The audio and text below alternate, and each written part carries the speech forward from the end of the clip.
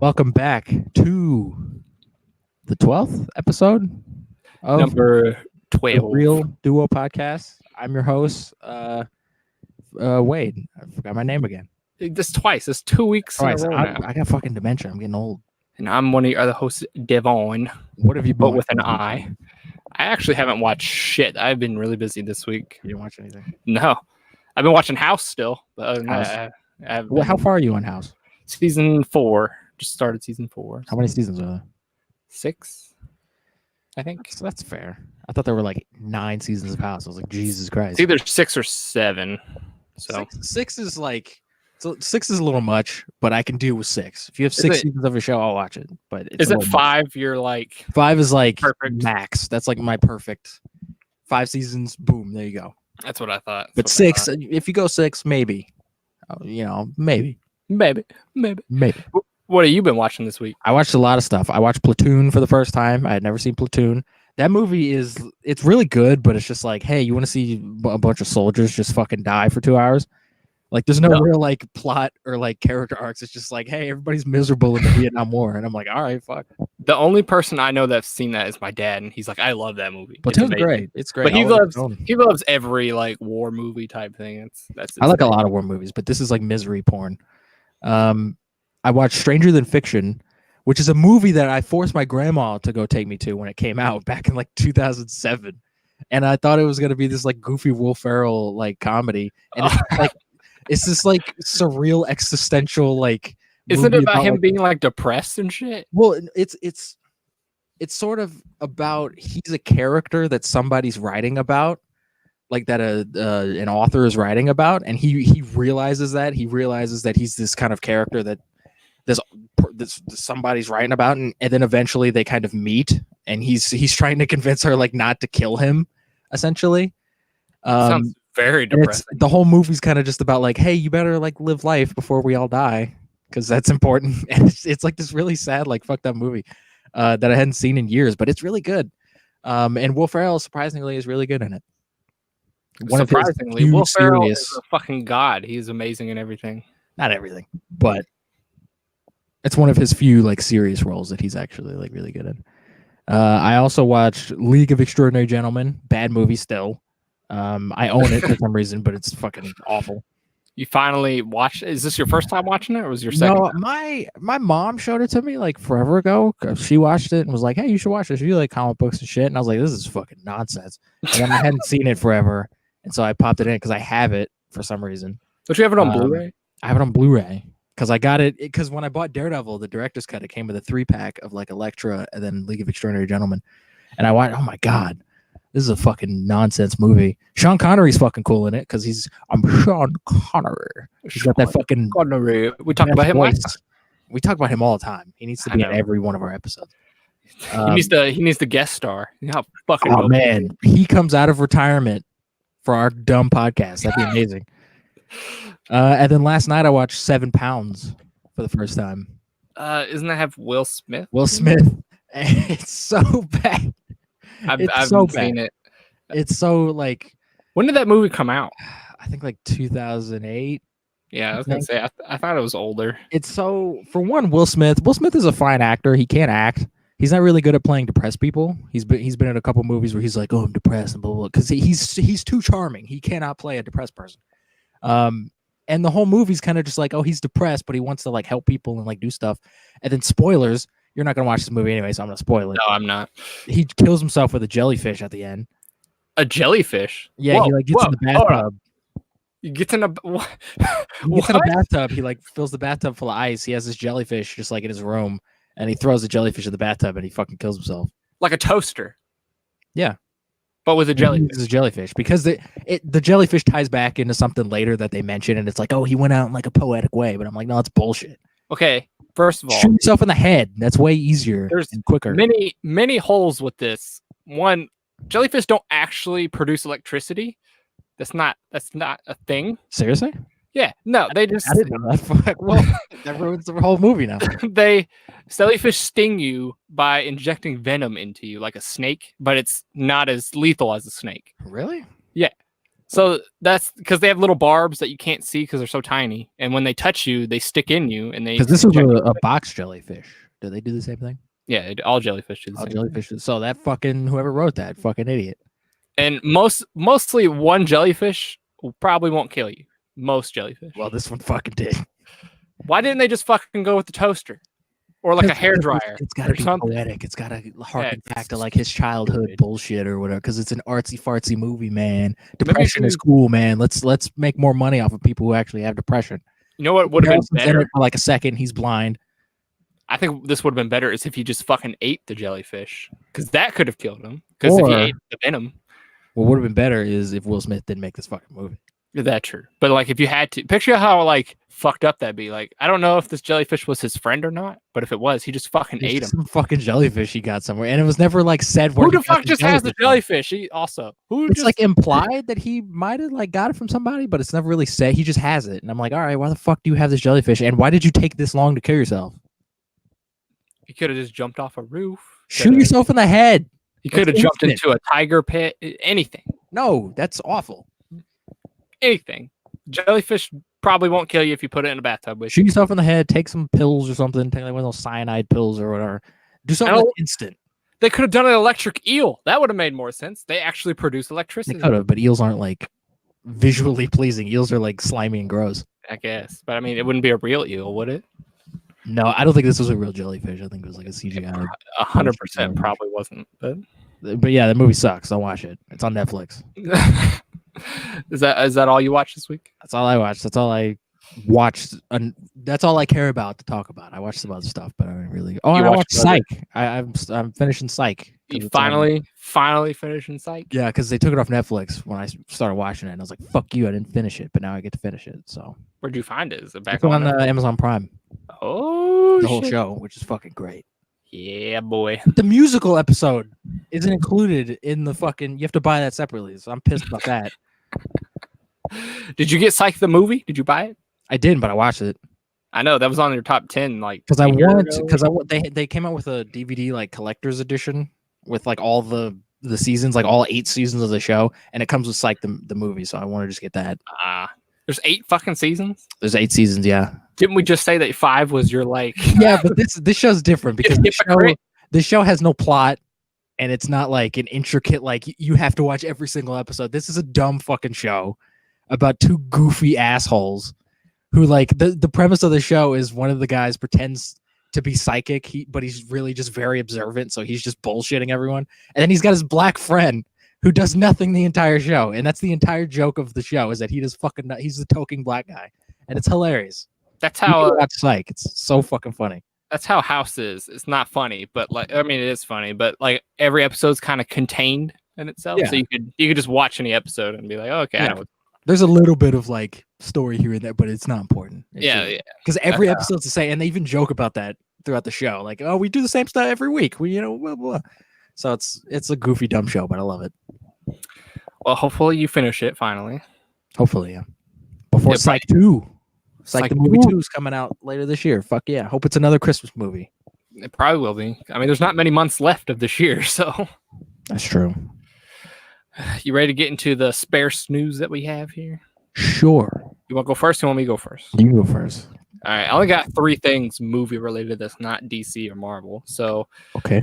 Let's start with Adam Sandler. I guess I'm Adam Sandler. Oh, shit. Is this good news that I'm going to like? It's about his new movie. Oh, that like gritty like drama or whatever that I saw? Uncut Gems. Yeah. Have you heard of this? I've seen an image and I've heard the name. It is currently his highest rated movie of all time at 100% on Rotten Tomatoes. Dude, this is great because Adam Sandler, when he's in serious stuff, is really fucking good. Do you want to hear the synopsis for it? I got the synopsis. What is it? A jewelry dealer to the rich and famous must find a way to pay his debts when his merchandise is taken from one of his top sellers and girlfriend. So it's like a crime movie, but with Adam Sandler. Yeah. And apparently it's really good. Everybody I've heard who's seen it is like, yeah, this is one of his best movies. That's great. And I don't understand why Adam Sandler doesn't do more serious stuff, because all of his, if you look on IMDb, all of the serious stuff he has done has gotten great reviews. And then there's Happy Gilmore. But then he's like, I'm just going to make this bullshit. I'm going to make Jack and Jill. Like, all right. I'm going to make Pixels. I'm going to make Pixels and The Cobbler. Fuck you. I think this is on Netflix, so I hope it does. I think it comes out on Netflix. I think he has a contract with Netflix. He makes one every like year or 2 years. He does. So yeah. I'll watch it. And then his movie before that, the one I saw, it wasn't that good. But... Murder Mystery or whatever. Yeah. Couldn't even come up with a fucking title for it. Yeah. Oh, Murder Mystery. But I've heard good things about this. I haven't seen it. I just wanted to mention it to people who is it Robert Pattinson in this movie as well? I've heard. I think he is. I think so. That's gonna be Robert Pattinson and fucking Adam Sandler. The Batman and the Sandman. Hell yeah. No, he's not. Oh fuck. I made that up then. Kevin Garnett is fucking in this movie. Kevin Garnett? Yeah, the basketball player. I know who Kevin Garnett is. He's not an actor. No, he's not. Julia Fox, The Weeknd. The fucking Weeknd. I hope he has his like dumb hair that he had. I think he does. And Idina Menzel. Oh, Idina Menzel. She's on like Wicked and stuff. Yeah, those are the top billed actors. That's a weird cast, but I'm into it. I'll check it out. I'm in it. I'm in it to win it. In it to win it, motherfucker. You want me to keep going on my last two, or sure, if you want to. All right, Mission Impossible. I got some Mission Impossible. I got this too. The Haley Atwell was casted for the next one. Yeah. Did they announce like what she was playing? Is she like a villain? Because I think it'd be really cool if she was a fucking villain. What if she's just playing Agent Carter? But the MCU crossover. Fuck. They're gonna jump into different franchises now. Holy shit. That'd be awesome, actually. But Tom Cruise would be in the MCU then. No, they haven't said who she is, but they have everybody from Fallout back, including Henry Cavill, apparently, even though he's fucking dead. Well, I mean, this is also a series where people wear fucking masks and can be anybody at any given point. So like, true. He could have just put like a mask on somebody in the last movie. Whatever. I'm fine with that. Could be a flashback or something. It could be. Who fucking knows? Bring they got the crew in Fallout is so perfect. Like of all the crews that were in the other movies, the Fallout crew, like just make 7 more movies with them. I love those guys. I love Fallout. Fallout was so good. Fallout is a near perfect action movie. It was the surprise movie of, was it last year or this year? Last year, yes. It was it was 2018. It is 2019, Devin. Get it straight. Yeah. Get your fucking tie. You're turning into me now. I think it'd be cool if she was the villain. It'd be fucking sick if she was the villain. Who knows? Who fucking knows who she's gonna be? But it's cool to have her. Big actress. Yeah. In the movie. And then she's not like a huge actress, but yeah. But people, I like her. We know who she is. So yeah. And then my last piece of news is about The Mandalorian. This TV news, you fuck. Well, that's true. Right, is that all your movie news? Yeah. So yeah, we'll leave that for TV. I got some movie news, you fuck. I have 2 TV newses when we get there. I only have 1 piece of TV news. Movie news. The fucking you know how excited I am for this because I freaked out about it. Bad Boys for Life. We got a trailer. Oh my god. They totally nailed the tone of how dumb and stupid these fucking movies are. I don't know how they did it. Because if I did it, I wouldn't be able to fucking make it. It looks like Bad Boys 2. And Bad Boys 2 is one of the worst movies ever made. And I'm so excited. Fuck, man. I saw the trailer. He's looking really bloated. He is. Will Smith looks exactly like he did 20 years ago in Bad Boys 2. He's jacked to the nines. I'm like, all right, this is going to be fun. Not seeing Bad Boys 2 and barely remembering the first Bad Boys, because I haven't seen it in a while.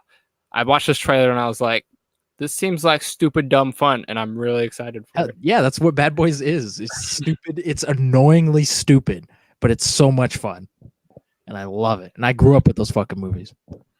Bad Boys for Life. Excited. And I love how they reference the second movie at the end of the trailer where he's like, oh, and it takes a long time to learn the fucking lyrics.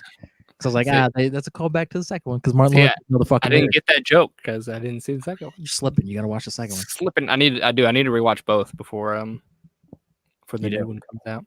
Yeah, you should. Next, there's a Tomb Raider sequel coming out in 2021. Because the first one did so well. The first one actually wasn't terrible. It was actually like pretty okay. I wouldn't say it's but great. you also say Assassin's Creed wasn't terrible when Assassin's Creed, it was, but I enjoy it because it's Assassin's Creed.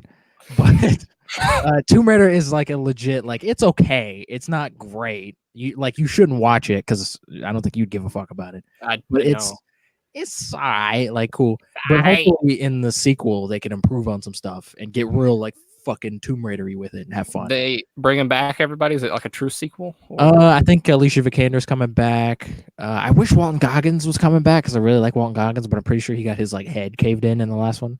Jesus Christ! So he probably won't be unless they pull some like magic shit. Sounds morbid as fuck. But yeah, I assume so. Well, when you said it comes out next year, 2021. Oh shit! So we got a little bit. We got a little bit. I mean, that is only a year from now, technically. Yeah, but like Tomb Raider, the last Tomb Raider came out in like 2017. So like, do people still give a shit? Like, they're gonna be pulling a Guardians 3, waiting like 7 years until after to make a Tomb Raider film. That'd be amazing. That would I would totally be down to go see that. Hell yeah! I gotta see how the Suicide Squad is first, but yeah, that's the ultimate test to see if James Gunn is actually a good filmmaker. Is he a good director, or is it just Guardians? Or maybe the Suicide Squad are just shitty characters, and you shouldn't make a movie out of them. I think that's the true probably yeah. Next, and the final piece of news, there was a trailer for Taika Waititi's new movie, Jojo Rabbit, where he plays Hitler. I haven't seen it, but I've heard. I watched the trailer. What'd you think? I mean, the trailer looks all right. Hold on. As a non-biased Taika Waititi fan, what did you think? I don't think the movie to me feels like a knockoff Wes Anderson movie. It feels very Wes Anderson-y in terms of like style and premise. And Taika Waititi definitely seems like he's trying a little too hard. But the movie itself actually like looks pretty like fun and cute and whatever. Did you think the humor was funny, considering you hate his humor? I mean, I don't think the trailer wasn't super humorous, at least not to me. Maybe that's bad. I don't know if it was funny to other people, and I just don't think it's funny. But it was really funny seeing Taika Waititi dressed up as Hitler. That was fun because he just like comes into frame and he's got that dumb fucking mustache and the hair and everything. That was funny. I've seen the still. That still that's been going around everywhere. Yeah. I don't think he's got a big part in it, but I don't know. I mean, it looks fine. It looks like a movie. I just wish he wasn't in this fucking movie. He's in it like Jeff Goldblum is in Jurassic World: The Fallen Kingdom. So. I'd be fine with that. Just like he just pops up here and there. Fuck that movie. Because he's a serviceable director. I just don't think he's funny. He is funny though. Like he can direct actors and make a good movie. He's just not funny. Korg is fucking hilarious. He's not. He's fucking annoying. We'll get into that later. Endgame. Ruined Endgame. We'll get into that later. No, Howard the Duck's in Endgame, so it's the perfect movie. Oh shit, you're right. Yeah. That's what I thought. TV news. TV news. What do you have? I have two things. Watchmen gets a premiere date, October 20th, this fucking year, like a couple days before my birthday. So that's fucking tight. I thought it was coming out next year. So no, that is fucking awesome. Hell yeah. October, I can't wait dude, there's so much shit in October. I know. Joker is gonna be fucking awesome. Joker, your birthday. Yeah, boy. Watchmen. We got a lot of shit going on. We'll have a lot of shit to talk about. So we will. I got The Mandalorian, like I was talking about. This may piss you off. I don't know. It's about the story. So I think I heard about this. What it will focus on. I think I heard kind of the origin of the First Order. What do you think? That doesn't piss me off. I'm fine with that because I think one of the problems with the new trilogy is that it just did the same thing that the classic trilogy did, but there's no explanation of like why. Why are you just doing the exact same thing? Clearly, it didn't work. So maybe The Mandalorian could give a little bit more context to it. I just wish it was in the fucking movies. Do you still think this is closer to episode 6 or do you think it's closer to episode 7? It's probably closer to episode 6 just because they love that fucking time period and they refuse to make anything outside of that fucking time period. I was going to say, because if it's closer to 7, that guy's probably not Boba Fett. Why does that matter? Because that's what you wanted. Well, but if it's Boba Fett, if it's actual Boba Fett, he could be old man Boba Fett. Or if it's the theory that it's some guy using the name Boba Fett, it could be fucking anybody. So like either way, it's still Boba Fett because it's fucking Boba Fett. I really hope it just opens with him crawling out the Sarlacc pit. I hope it just starts. We don't need that. Nah. I don't know. We'll He's see. stupid. He comes out, a claw comes up, and he's just like, "I'm back, motherfuckers." I'm back. Where'd his little thing go on his helmet? He took it off. What does that thing even do? Didn't that do something? Didn't that like come down and like do something? I don't know. I don't fucking know. Fucking Nobody knows George. anything about Boba Fett. That's the point. He's a mystery. So he just has shit. Yeah. Oh, what is that? Oh, whatever. It looks dope as shit. Looks cool. I'm mysterious. That'd be hilarious if he said that. What's that thing do? It's just dope. That's cool. I mean, that would be pretty funny. I found it and I put it on my helmet. I just put it on. I thought it was a nice addition. This will be a nice addition to my collection. And then I got the Lord of the Rings television series. Ooh, shit. Will Poulter was cast. I don't know as what or who. Poulter. I don't know. What do I know that? Oh, he's that one kid with the face. Yeah, he's the guy he's got the punchable face, and he's in that Adam Sandler movie. What the fuck is that Adam Sandler movie? Where he oh god, I gotta think of the movie. I gotta look it up now. Are you talking about We're the Millers? Because Adam Sandler's not in that movie. Fuck, you're right. It's Jason Sudeikis. Jason Sudeikis. That's the movie I'm thinking of. How dare you disrespect Jason Sudeikis? He's got that punchable face, though. He does. He's a good actor, but he's got a really bad face. I feel bad for him. He was cast. I don't know as who or what. And then it's reported that this television show will cost $1 billion to make the first season. Yeah, they've spent a and this is like an Amazon Prime thing. So it's like, does Amazon just have $1 billion to waste on this TV show? What happens if the show sucks? I mean, Amazon probably has $1 billion just waste on this TV show. So, and then I got some more things about it. The first season will be 20 episodes. I don't know how long each episode is, but it's 20 episodes. Damn it!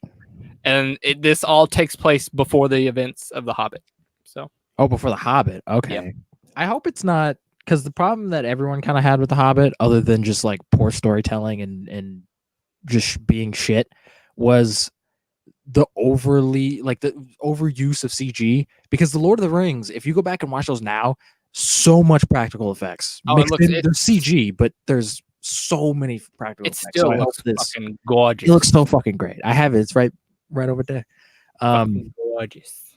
So I hope they go back to doing that, where you can have CG, but just make sure most of it is practical. I'm sure it'll have some CG, but for a television show, it may not have as much as a movie would. Good, because they don't have as much time to work. But if they're spending $1 billion, yeah, it doesn't matter how much money you got. It's about how much time you got.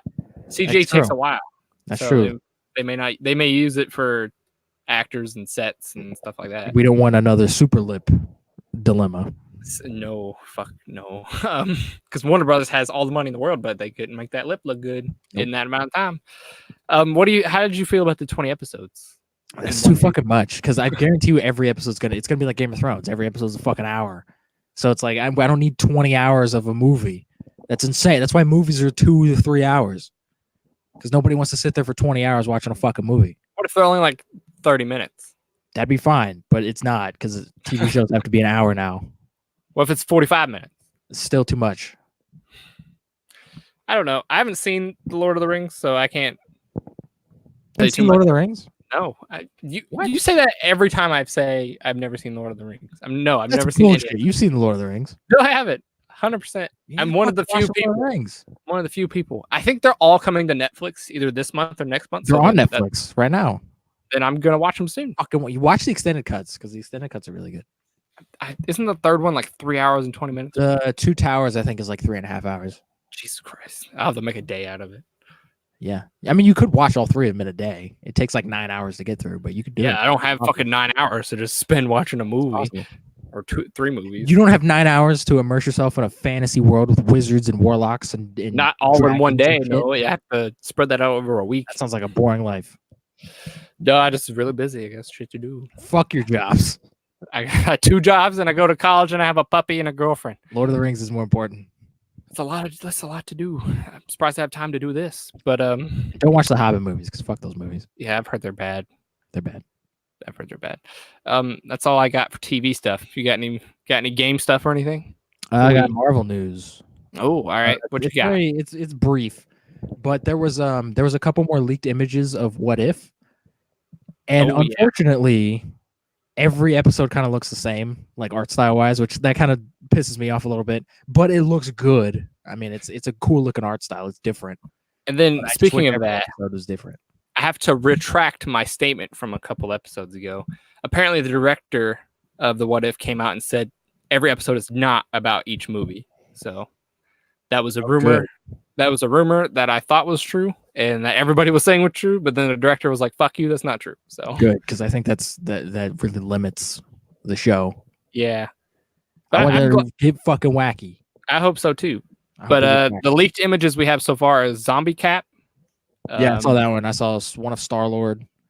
That's actually T'Challa as Star-Lord. I don't know if you've heard of that. What? Yeah, That that's sounds cool. Fuck yeah, that's exactly what I want. T'Challa, Star-Lord, Yeah, and then Captain Britain, Agent Carter, whatever. Yeah, fuck. That sounds. I didn't know that was T'Challa, man. That sounds Yeah. cool. I don't know why they chose T'Challa out of all people, but it Why the fuck sounds not? Fuck it. That's what I want this show to be. Fuck it. just fuck it. Make Howard the Duck Captain America. Make fucking Scarlett Johansson. Make her like Mr. Fantastic. Like, just who gives a shit? That sounds super interesting though. T'Challa's guard. Hell yeah, that sounds 'cause- awesome. They are complete opposites. Why is he going to space? Maybe he gets abducted instead of Peter. Who knows? Fuck. As a little boy. That's probably you just ruined the show, Devin. How did I ruin the show? I don't know if that's probably what it's gonna be. I don't know what's gonna fucking He gets happen abducted in Wakanda. in Wakanda. I don't know. That would change Black Panther forever, though. Like that's It if would, that happened. but that sounds changed- fucking dope. That would change everything. Actually, I don't even know if T'Challa would mesh well with the other Guardians. Like I don't know how that. No, would be. T'Challa's a big asshole. He'd probably just be like, fuck you. He's super quiet compared to If he's Peter. raised by like space pirates, he'd probably be a little different. Shit, Yondu and T'Challa. Oh my god. That'd be fucking insane. But yeah, that's what we have to look forward to. For When is the wedding. show coming out next year? I think so. Fall of next year. I think. Fall of next year. Okay. Because I'm So- really looking forward to the show. So about a year from now, I believe, because there's a big dry spell next year. Yeah, That's from when now to next year, there's like no Marvel stuff. Yeah. I got some rumor stuff from Marvel though. You want to hear Ooh. some rumors? Sure. Doctor Doom cast rumor. This is about to blow your fucking mind. Michael Fassbender. The second you said that, the second you said Doctor Doom cat, Michael Fassbender immediately popped into my head. He Michael would be an Fassbender. amazing Doctor Doom because he was an amazing Magneto and he's a fucking awesome villain. I But would don't want totally him be as Doctor Doom. I want him as a cooler character than Doctor No, Doom. I want him as Doctor Doom. I would Fuck totally Dr. be Doom. down. Fuck for everything about Doctor Doom. Especially picture this. Picture if Doctor Doom is the next big villain and it's Michael fucking Fassbender. That'd be so dope. Fuck, Doctor Doom isn't German though. Michael Fassbender's a good actor. He can do whatever he wants. I mean, he could, but they're gonna have to cover his fucking face. Why would you cover that face? That expressive ass fucking face that he has. I mean, he could take it off. Eh. so then don't make him Doctor Doom then. You secretly just want this a little bit. Just a little bit. I want Michael Fassbender in the MCU, and I want Michael Fassbender just in life. But What if they I just don't brought him want back as as Dr. Doom. Magneto? That'd be fine. You'd be fine with that. If they did like a dimensional thing, and it was just like, oh, the dimensions are fucked up, and oh, Magneto just slipped through a portal or whatever, and he's 65, but he looks like Michael Fassbender. That's fine. I have a feeling they're going to introduce the X-Men via the multiverse, and that's why they're doing They might. Doctor like they Strange will. 2 so 'Cause early. that would make the most sense. Because I don't like that theory that they were created by the Snap. That's fucking dumb. I mean, I could see it working, but the No, it's multiverse would be dumb. better. Would be better. That's stupid. Because what makes Magneto and Professor X cool is their history and how long they've been mutants. True. I You don't know. can't do that with the Snap I don't know. I don't know how it'll happen. unless it flashes forward like 60 years into the future. Maybe they could just be in hiding the whole time. They've been around. They've just been in That's what I hiding. think they're just gonna be in hiding. And then we're out now because Captain America punched Iron Man, so everyone knows about. Or Superman. maybe the Avengers knew about him, but they're like, "Fuck them. We don't know those people." I mean Iron Man knew about the Defenders. Maybe And he knew about fucking- Spider-Man before Spider-Man was knew a about thing. Spider-Man. So maybe they do. Maybe. And then my other rumor is a movie rumor for I think Phase 5, and I'm so hyped if it's true. A Wolverine versus Hulk movie with Mark Ruffalo. I mean Hulk versus was pretty fucking badass. That animated thing that they put out. And hold on, if it is true. It's supposed to include Alpha Flight and Weapon X. We don't need Alpha Flight. Fuck that. Just make it Wolverine versus Hulk. What about Weapon X? Weapon X is fine because that's fucking Wolverine. As long like, as it's not like an origin again, because we fucking know Wolverine's origin. I don't think this would be an origin. I think this would be after X-Men and stuff has been out already. Because if this is Phase 5, this is going to be down the line. Because what I want, and this is why I'm not Kevin Feige, and this is why I'm not in charge of these fucking movies. I would love for just like an X-Men trilogy where Wolverine's just like referenced, but we never see him. Oh, that would never happen. That would be fucking so cool. He's just this like mysterious like figure that everyone is afraid of because they've heard so many stories of him, and then maybe he can get his own movie down the road, and he's just this fucking like scary motherfucker. Like that'd be so cool. You've had 3 movies of build up with Wolverine where he's not even in the fucking movie. Like that'd be dope. That would never happen. They want to make all the money. All the money. It's not gonna happen, but it'd be fucking sick. See, and that's why you are not in charge of this because you would ruin the franchise. I wouldn't ruin it. I guarantee you, people would love that. No. 3 movies of just like, hey, Wolverine sucks, right? No, maybe 1 movie, and then people will be like, all right, where's fucking Wolverine? Stop fucking teasing movies, and then he comes in at the end of the 3rd movie, and he's all like bloody and gross because he's murdered a bunch of people. Nah, fuck that. Because R-rated, motherfucker. R-rated. Start making every Marvel movie R-rated. Hell yeah. I want Spider-Man to cuss out fucking Black Panther. Fucking Ant-Man's R-rated. Dude. That'd be fucking intense. Just flies into somebody's nose. And that would make sense, though, because Michael Douglas, I'm sure, would love to just, like, cuss out Paul Rudd. Oh, 100%. I could see that. Like, what you doing, Scott? Fuck you, Scott. And then my one. last rumor, possibly. This may piss you off, but I don't know. For Marvel. Robert Downey Jr. possibly reprising in a Disney Plus show. I mean, this makes sense. I knew Iron Man's not dead, guys. I hope you know that. He's not dead. I think this would take place in the past, though, because it's rumored to be an Ironheart show. It doesn't matter. He's coming back in some capacity, whether it's in cartoons, whether it's in a TV show, whether it's in future movies. We're going to see Tony Stark or Robert Downey Jr. as Iron Man again. This is why, and we'll talk about it in a little bit, this is why his death in Endgame didn't really like hit me as much as it hit everyone else, because I know he's going to come back in some fashion at some point in these fucking movies. See, it sucks. What if it is an Ironheart show, but it doesn't take place until, like, it doesn't take place before Endgame or something? What do you mean? Like, it takes place, like... It doesn't matter, because he's still coming back. The whole point of him dying was to be, like, a send-off. That's like if, Logan, Hugh Jackman, that's, like, his last movie, his send-off, they killed him, and then he comes back in Dark Phoenix. It's like, well, that just kind of slaps Logan in the face. That defeats the entire purpose of that movie. This is just a rumor. You never know. It may not happen. I don't want it to happen. It may not. You never know. Robert Downey Jr. may be done. I hope he is. That's all the... Where's Sherlock Holmes 3? He's working on it, I thought. Where's that weird Dr. Dolittle movie that he's making? I don't think that's going to happen. But... It's happening. There's set photos. Shit.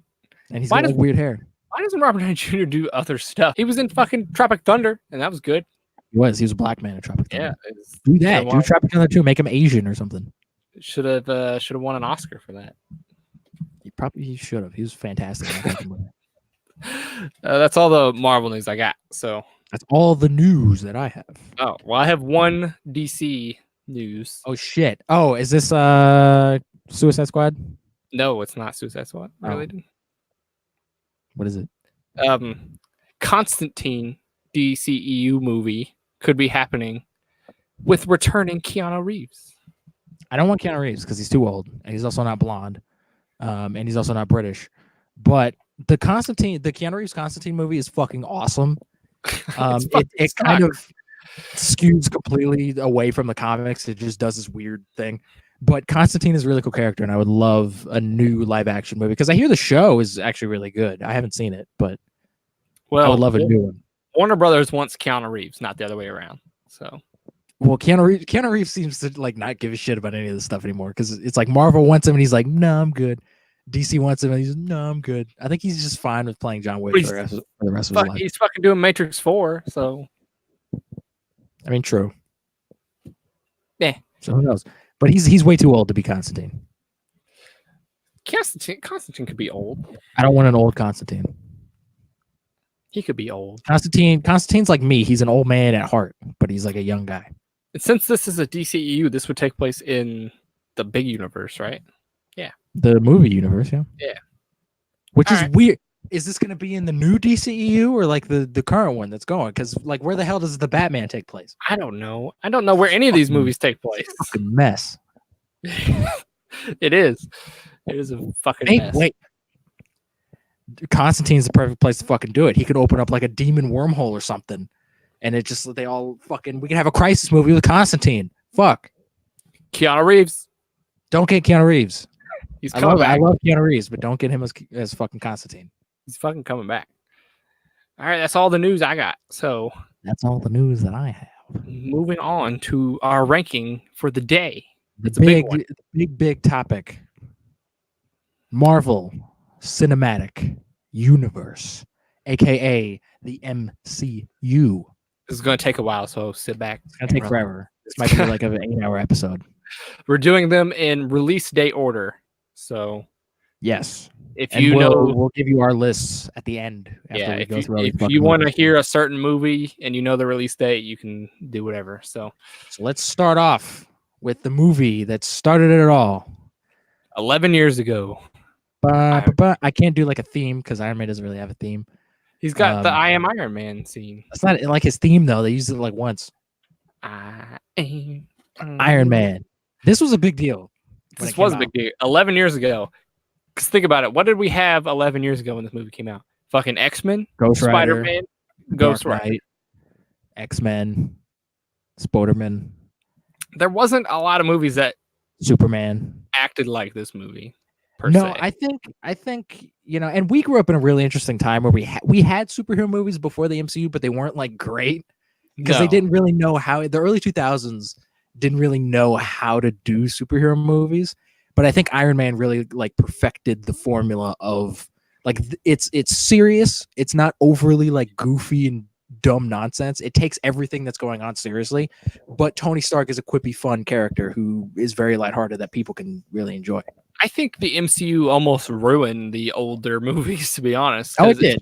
It showed us what a good superhero movie is, and it definitely compare that to the Spider-Man movies and even the X-Men movies. The X-Men movies don't hold up as good as they used to. X-Men 2 still does. X2 is great, but X-Men 1 is kind of and X-Men 3 is So, but yeah, this kickstarted the whole thing, and we got we don't have Don Cheadle in this. We got fucking Terrence Howard. Terrence motherfucking Howard. Gwyneth Paltrow and Robert Downey Jr. And Jon Favreau. He's barely in it. He doesn't matter. He also directed the fucking movie. And what the fuck is his name? Obadiah Stane. Jeff Bridges. That's our main cast here. His fucking voice that I can't do. Since this movie's so old, do you think this lives up today? I've seen it. I saw it a year or two ago. It's good. It's still pretty good. I think the CGI holds up incredibly. This is the best Iron Man has ever looked in any of the movies. Probably because most of the time his suit is practical, and in every other movie it's CG. But Iron Man looks fucking great in this. The action looks fucking great in this. It's not as great as I remember it being in the theater because I remember like my whole family went to this fucking movie for some. Like it was like an event. We had never heard of Iron Man. Like I vaguely knew of Iron Man from the comics. But like, I don't even fucking care. And we all came out and they were all like, fuck yeah, Iron Man. Fuck yeah. But it's not as great as that. Like looking back on it now, especially after having 10 years of the MCU, there's better movies, but it's good. I enjoy it. I think it's good too. I enjoy it way more than you do, probably just because nostalgia. Fuck nostalgia. Fuck nostalgia. Unless we're talking about Bad Boys. What do you think of the beginning with the whole cave scene and stuff? You think that all that stuff's still good, or would you change any of that now? Stuff, I kind of wish the cave stuff went on a little bit longer. I wish it was a little bit more drawn out because looking back on it, I remember it being really long, but it's only like 20 minutes. Yeah, it's always the very beginning. That's about it. And then he breaks out. He's Iron Man. I wish it was a little bit longer, kind of built up the relationship between him and Jensen a little bit more, and we got to kind of see him actually like desperate to build this fucking suit to get out because he kind of just like, oh, we're gonna build a suit, all right, cool, and then they build it in a montage and then he fucking gets out. And Jensen is a really cool character, and I wish we got a little bit more time with him. he does return for one movie, and we'll go back. It does. We'll talk about that when we get to it. Get that later. I think the cave scene is really good, and I think that suit looks, even though it looks like shit, it does look real. It looks like a real fucking suit because it is a real fucking suit that somebody wore. And I love the flamethrower scene. I don't know why. I just because you don't expect it. He just fucking and oh shit, he's got flames. Whoa! It's one of my favorite scenes in the whole movie. And then he goes back home and he gets his cheeseburgers, where we get that reference again 10 years later. Yep. And the reference that I forgot about, and they reference it in in game. I'm just like, wow, okay. What? Why? Because he's never eaten cheeseburgers in any other movie except no, it's just that one. And then we go on the montage of him building the actual suit, which is which, by the way, I think the silver suit looks better than the actual Iron Man suit. What? The silver chrome fucking Iron Man outfit looks fucking tight. I don't think looks awesome. True. The only thing this does that most of the movies don't is this has like almost a training montage type thing. There's a lot of montages in this. Yeah, there is actually, now that I think about it. But there's the whole, he's trying to train how to fly and test flight and all that stuff. None of the other movies really do that, now that I think about it. No, not really. It's really the only one. And then they kind of cut away from that later. And again, going back to, I said this a little bit earlier, this movie's not a comedy. A lot of the newer Marvel movies are starting to kind of get into they're superhero comedies. Like they would fit in the comedy genre. This movie takes everything that's going on seriously. And I think that's why it works. And I think that's why I like a lot of the older Marvel movies more than the newer ones. Because it's not goofy nonsense for the sake of goofy nonsense. It's character moments between. And there's a lot of serious moments in here with Tony Stark, which is weird going into the future because a lot of people like Tony Stark because he's a quippy, funny character. But looking back at Iron Man, a lot of the movie, he's very serious. And a lot of it. I was going to say this is the only movie that slightly touches on his alcoholism and depression. A little bit. More than any of the other movies, I feel like. Yeah, they completely get rid of it by the second one. No, yeah. I feel like that's Jon Favreau, because I don't think Jon Favreau really knew what he was about to begin when he made this movie. Oh, no, they had no inkling of starting a whole 10-year-long cinematic universe. They just made a movie. He was just making a movie, and he was trying to make it comic accurate, but also fit for a movie.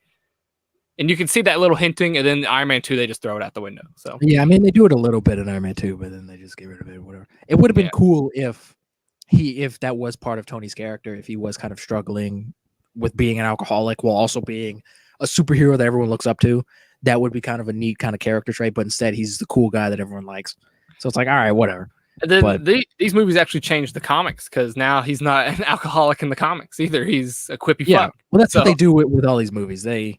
When Ghost Rider comes out, they change Ghost Rider for the comic. They do that with all these fucking movies. But yeah, and then what do you think about the end fight? It starts the trope of the superhero versus the same thing, but it's not great, but it's fine, I guess. There's a Fin Fang Foom Easter egg when they're flying down the street, where there's a little poster in the corner that has Fin Fang Foom on it. For some fucking reason. All the fucking characters. So if we ever see him, he's already in this universe, I guess, because he's on a poster somewhere. Apparently. But it's fine, I guess. Fucking Jeff Bridges as a villain. I never thought I'd want that more, but Tony Stark built this in a cave with a box of scraps. It's the best scene of the movie. Started a supervillain, that one line. It did, yeah. 10 years later. Made a supervillain out of that. Oh yeah. It's so weird how they just throw in that stuff, and I like the world building, but it's good world building, but it's very weird to tie back into something that's a decade old. It is. It's so weird, especially if somebody who hasn't seen the beginning movies of the MCU, they're like, "What the fuck? What was that? What? Jeff Bridges was bald? What?" And is there anything else you want to put in? No, I think it's a solid superhero movie. It's not great, but it's a really fun time, and it's really good. I think it's really good too. I give it Terrence Howard. Would you want them to do a deep fake and put Don Cheadle? No, I mean leave it as is. Don't fuck up the movie and make it look weird. Leave it as it is. I'm fine with recastings. They don't bother me that much. But it's just fuck Terrence Howard. It's one of the few recastings we have in the MCU. So we have a couple. We have a few. But none of the big actors. Yeah, it's mostly side people, but. Speaking of recast, let's move on to the next movie. Fucking The Incredible. Let me get it. The Incredible Hulk. Movie. And everyone forgets about this fucking movie. Because The Incredible Hulk. It feels like the most disconnected movie out of all the movies. It is. There's only one returning character? Or actor? There's one returning actor, and there's a couple references to like Captain America in it that are very just like subtle references. But this was before Chris Evans was even cast, so they couldn't I think at one point there's like an image of Captain America, but it's not Chris Evans. It's just like a painting of some fucking Captain America in it. They referenced the super soldier serum they do a little bit, but again, they had no idea where that was going. So because this movie actually wasn't originally supposed to be connected to Iron Man. They shot that end scene with Robert Downey Jr. after Iron Man had already premiered and done super well, and they were like, "Fuck, we need to film something and put this in before Hulk comes out," because it was coming out like a couple months later. Yeah, they came out the same year, which is really weird. Everybody fucking forgot about this movie because they came out the same year. But yeah, I remember seeing it in theaters, and it was fucking. I didn't see Iron Man 1 or Hulk in theaters. My first movie was Iron Man 2. The MCU. So I've seen all of these fucking movies in theaters, which is weird. A lot of these movies I'm just like whatever about. I haven't seen Iron Man, Hulk, or Thor 2 in theaters, but I think I've seen everything. Well, Thor 2 you shouldn't have seen. I think I've seen everything else though in theaters. So, but I forgot when we were talking about Iron Man 1, talking about the end credit scene. Fucking Samuel L. Jackson. The iconic end credit scene. Yeah, that was added in as just an Easter egg. It wasn't added in for really that wasn't meant to go anywhere. Then it did, and I remember losing my mind because this was back before end credit scenes were just like the norm, and I didn't see the end credit scene until we rented the Iron Man DVD because nobody Blockbuster or something, and then the credits we just left it on, and the credits were rolling, and then there was a scene. And we were like, holy fuck. And it was like Bryce and I just sitting on the fucking couch, and then fucking Sam Jackson comes out of nowhere. We're like, whoa. Like, it was awesome. About the Avengers Initiative. I'm here to talk to you about the Avengers Initiative. That'll spawn a 20 movie contract. 20 movie contract, 10 years of work. Hell yeah. That end credit scene actually is probably what started it all, to be honest. Probably did, because people lost their fucking minds at that, because it was huge. Did. And then it just kind of clicked, and everybody's like, you know what? We should just connect all these movies. Hell yeah. Let's just do it. After credit scenes, the Incredible Hulk doesn't fucking have one. It doesn't have one, but it kind of does at the same time. It doesn't, because it's the end of the movie feels like an end credit scene. The end of the movie. And they did that intentionally. They said they wanted everyone to see that scene. So that's why they didn't put it at the very end. The only thing that connects this movie to the MCU. If that scene wasn't fucking in there, I guarantee that movie would not be canon. Yeah, they would probably just like retcon it and be like, whatever. But it's in there. So. It's in there. And then they bring back fucking General Ross later. So yeah, which is cool. I'm glad he's back in the MCU because I like William Hurt. I was gonna say he was the only good thing from that movie, but I mean Tim Roth is all right. Yeah. I like Edward Norton. I think he does a fine job. See, everybody says that. They like Edward. I don't feel like he did good as Hulk. I like Edward Norton in general in most things he does. I think and it's really surprising how much he like gave a fuck about this movie, because if you look at all the behind the scenes stuff, like he was there from the from the writing stages, from the pre-production stage, like he was totally fucking involved in this, which is weird. Was one of his things on why he left the MCU, basically. Yeah. He was too involved and he wanted to change the story so much that they were like, fuck, stop it. No, yeah, Marvel was like, no. Like they're like, you can put inputs in, but you're not changing the story. We're not gonna let you direct a fucking movie. Like, go fuck yourself. It's not happening, especially in the infant stages of the MCU, where it's not quite what it is today, the juggernaut. But it wasn't even a thing. The MCU was not a name back then. No, not until Avengers 1 is when I think that finally. Yeah, I think so. Yeah. But what did you? As a whole, what do you think of the CGI in this movie? The CGI is not great. Especially towards the end when it's just like a emo looking Hulk and a fucking meat man abomination just fighting like in the dark in the rain. Like I'm just like, what? This is like Batman vs Superman. Like why? Batman vs Superman wasn't out yet, Wade. So you can't say it's like that. I was saying that in my head. I was like, this is like Batman vs Superman, even though the movie's not out yet. The movie comes out in 8 years. The movie comes out 10 years from now. I think the model for Hulk isn't terrible. I think the CGI looks bad. I think it looks. Why is he so thin? I think he looks fine. He looks very veiny. He does. I like the big like gorilla looking Hulk. I don't like the thin like lean. So you like the actual Hulk that we have, not Yeah. Because that's the fucking Hulk's supposed to be a big monster. He's not supposed to be this like hot, like emo looking guy. I was gonna say a lot of people prefer Edward Norton's Hulk versus Mark Ruffalo's, like the actual Hulk. They can go fuck themselves because they're idiots. Yeah. What do you? What about Betty Ross? What do you think about her? I don't like Liv Tyler in like anything. She's awful in this fucking movie. She does nothing, and she's always like, she does a whisper voice. She always fucking does in every movie. Liv Tyler's terrible. She won an Oscar. She did win. Yeah, she won an Oscar for something. I don't remember what it was. So she can't be that bad. She can't be that bad. Nick Cage also has like 2, so that doesn't mean anything. That's fucking bullshit. I don't think Nick Cage doesn't mean anything. He's an Oscar-winning actor. That's some bullshit. From what? National Treasure? No, I can't remember what it was for. That movie where he punches the dude in a bear suit? Oh, Wicker Man, the best movie ever made. He punches a woman in a bear suit. Whatever. It's a person in a bear suit. Funnier. He's in the bear suit, and he punches I remember seeing that for the first time. Somebody's like, "Just watch this." Like, no context. Somebody was just watch this. And I was like, "What the fuck just happened?" Wicker Man is such a bullshit fucking movie. Oh my gosh. Back to the Incredible Hulk. I think this movie's shit. I wouldn't say it's complete shit. I think it has some okay moments in it that keep it from being. I don't think any MCU movie is complete shit except for Thor 2. Well, we'll see. I have different opinions on that. I know you do. But this one is far down on my ranking.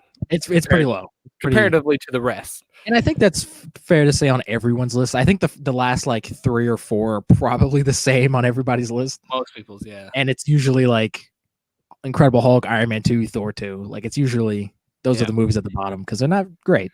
They're not great, no. And thinking about it, I don't know how the MCU did so well with how many not very good movies they released. Well, again, at the time, we had what? Ghost Rider? Like, yeah, like, that's all we had to compare these movies to. That was what superheroes movies were, and they've evolved so much since the MCU came out. The Dark Knight trilogy was out by then. Well, yeah, the Dark Knight was out, but that was totally fucking different. That was like a dark, realistic, gritty crime drama. Those movies aren't even Batman movies. Those movies are like Law and Order, fucking Gotham City. Like that was totally different than what anyone had seen at the time.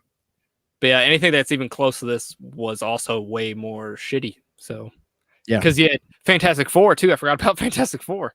Fucking and Spider-Man and Blade. Blade was Blade's still fucking dope. We'll talk about Blade at some point on this fucking show. Blade 1 is fucking awesome. Okay, Blade 1. I'll give you Blade 1. Fucking tight. Blade Trinity is shit. Blade Trinity sucks. And fucking Blade 2 is pretty solid.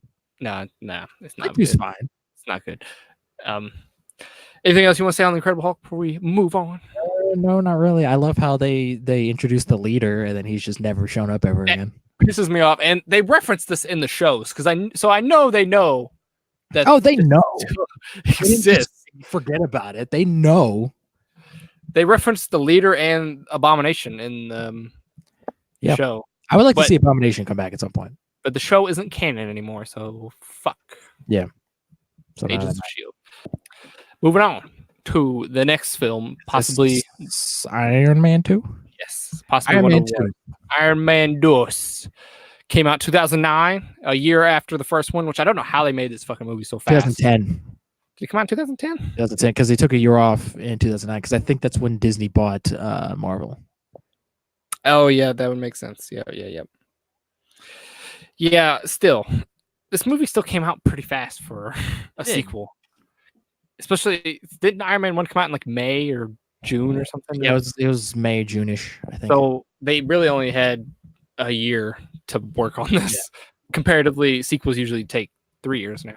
So 2 to 3. Yeah. And well, nowadays everything's shot 2-3 years in advance anyway. So true. We have time to work on it.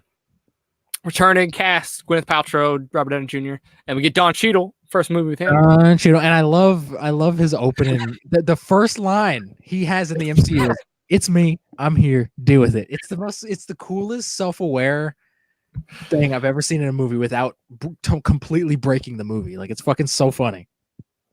It is hilarious, and then we get our first appearance with Scarlett Johansson. Oh yeah, this was the first one with her in it. Which is so odd to think that she's been in the MCU for what 9 years now. She's been in it very long. She's one of like the early birds, and she's gonna be in it for 10 because her movie comes out next year. Yeah, she's still around. They'll bring her back at some point. I don't know. I feel like her movie might be her last. I feel like she doesn't. No, they'll bring her back. I don't feel like she has a lot of fun doing these movies. So well, now that she has a movie coming out, and it'll probably make $1 billion, and they'll make 3 more probably. Maybe. And then I don't know the actor for the villain, but Ivan Vanko is. Mickey Rourke. Mickey Rourke. With his fucking old woman face. God, he has such a wrinkly skin and face. So wrinkly, man. So and the dreads don't help.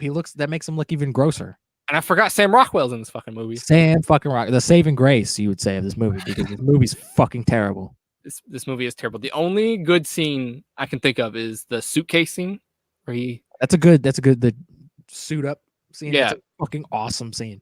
That's the only thing I can think of that's even remotely good. I know there's the big plot point of like he's being poisoned by the arc reactor, and I think that's super stupid. Yeah, this is what they could have done with the alcoholism. They could have just made it alcoholism, because even it is the arc reactor, but there's no real like. For one, we know he's not going to die, so that's bullshit off the bat. But at the same time, he just spends like a couple days in his basement. He's like, "Oh, I figured it out." He creates a new fucking element, which is bullshit. Which is never brought up ever again. No, like what? Like, that's a huge fucking deal. You just created a new element. Yeah, in your basement. Usually that takes like the power of the sun to do. Exactly. He just did it, and now he's cured. None of that shit matters. So the last hour of the movie didn't fucking matter. And Sam Jackson's all like, "Oh, get better because we need you for the Avengers." Sam Jackson's kind of pointless in this. He's in it though. I know, but he's the whole movie. He's just like, "Oh, you're not qualified to be in the Avengers. Like, go fuck yourself." And I'm like, "All right, well, why are you here then?" Yeah, at the end, he's like, "I want you for the Avengers, but I don't want Tony Stark. I want Iron Man." It's like, what the fuck? Yeah, like what the hell does that even mean? Like, you want the suit? He wants the suit, I guess. It's just like a weapon and put someone else in it. That's still stupid. And why didn't you just go after War Machine? War Machine has his own suit, technically. He does. And he's in the military. He's also called fucking War Machine. That's not really like... He's in the military. Like, come on. Yeah, but that's not really like kid-friendly. A fucking killing machine. What did you think of War Machine? How do you think he looked in this? You think he looked War Machine? This was, I remember, because Iron Man looks different than how he did in the comics. Like, they changed him a little bit to kind of modernize him a little bit. It was so cool to see like 100% comic accurate like War Machine, because War Machine I always thought was fucking dope as hell in the comics, mostly just because he looked fucking cool. But he's got that big ass gun. Looks so fucking cool. And this was like the first time I was looking at something that was like ripped straight off the page, and I was like, holy shit, like this is awesome. And then Ivan Vanko and his fucking bird. I went to my bird. Which I thought that was so stupid. I don't know what that even connects to. Whole character's fucking stupid. And his name's Whiplash, right? That's his. Yeah, I don't like his whole power thing, because like he's all like at the car scene where he's like whipping all the cars and stuff. He's so exposed. He's just wearing he's shirtless. He just has like a thing over his chest. Where's the fucking security for the race? Do they not have stun guns or anything? Or his skin is just everywhere. Yeah, his fucking oily, fucking greasy old man skin. And what's even more stupid is that he has electric whips. You don't think that would like accidentally electrocute himself or anything? Like, that's just stupid. Yeah, there's a ton of leaps in logic in this fucking movie. Elon Musk is also in this movie. Like, briefly. He is for a cameo. He's a scene. He confirmed the MCU takes place in the real world, I guess, or hiding it from us, or that confirms the simulation theory even more. None of this fucking matters. There's multiple Elon Musks. One of them is a poor dude that doesn't have any money. Hell yeah! But the one we know is rich and famous. Fuck that Elon Musk, because he's poor. There's a Elon Musk that created Facebook. So shit. Infinite possibilities. There is. And then how do you think Black Widow's debut in this? I think it's fine. I think this is definitely the most like they've tried giving Black Widow like character and all and like arcs and stuff like that. This is Black Widow. She's a hot chick that shows up and beats up with a bunch of guys. I think all Black Widow was ever meant to be. I think her suit and hairstyle in this fits the comics way better than any of the other movies. Yeah, they definitely. This is Black Widow to me. It's just she's a hot Russian. She's not even really Russian, but No. apparently she's from Russia. Apparently, which is weird. Girl who just beats up fucking whatever. She's not Russian. If you're not from Russia, you're not Russian. And this is our first. I mean, Happy Hogan was in.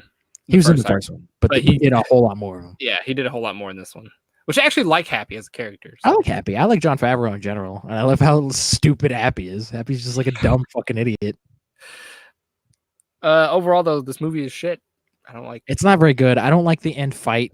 No, it gets first of all so even as a kid, I've hated this movie since I was a kid.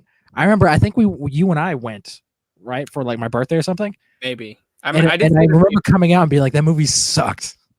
I hate this fucking movie. It may have been, but I remember they showed that almost entire fight scene in the trailers. In all the trailers, because it's 2 seconds. It is.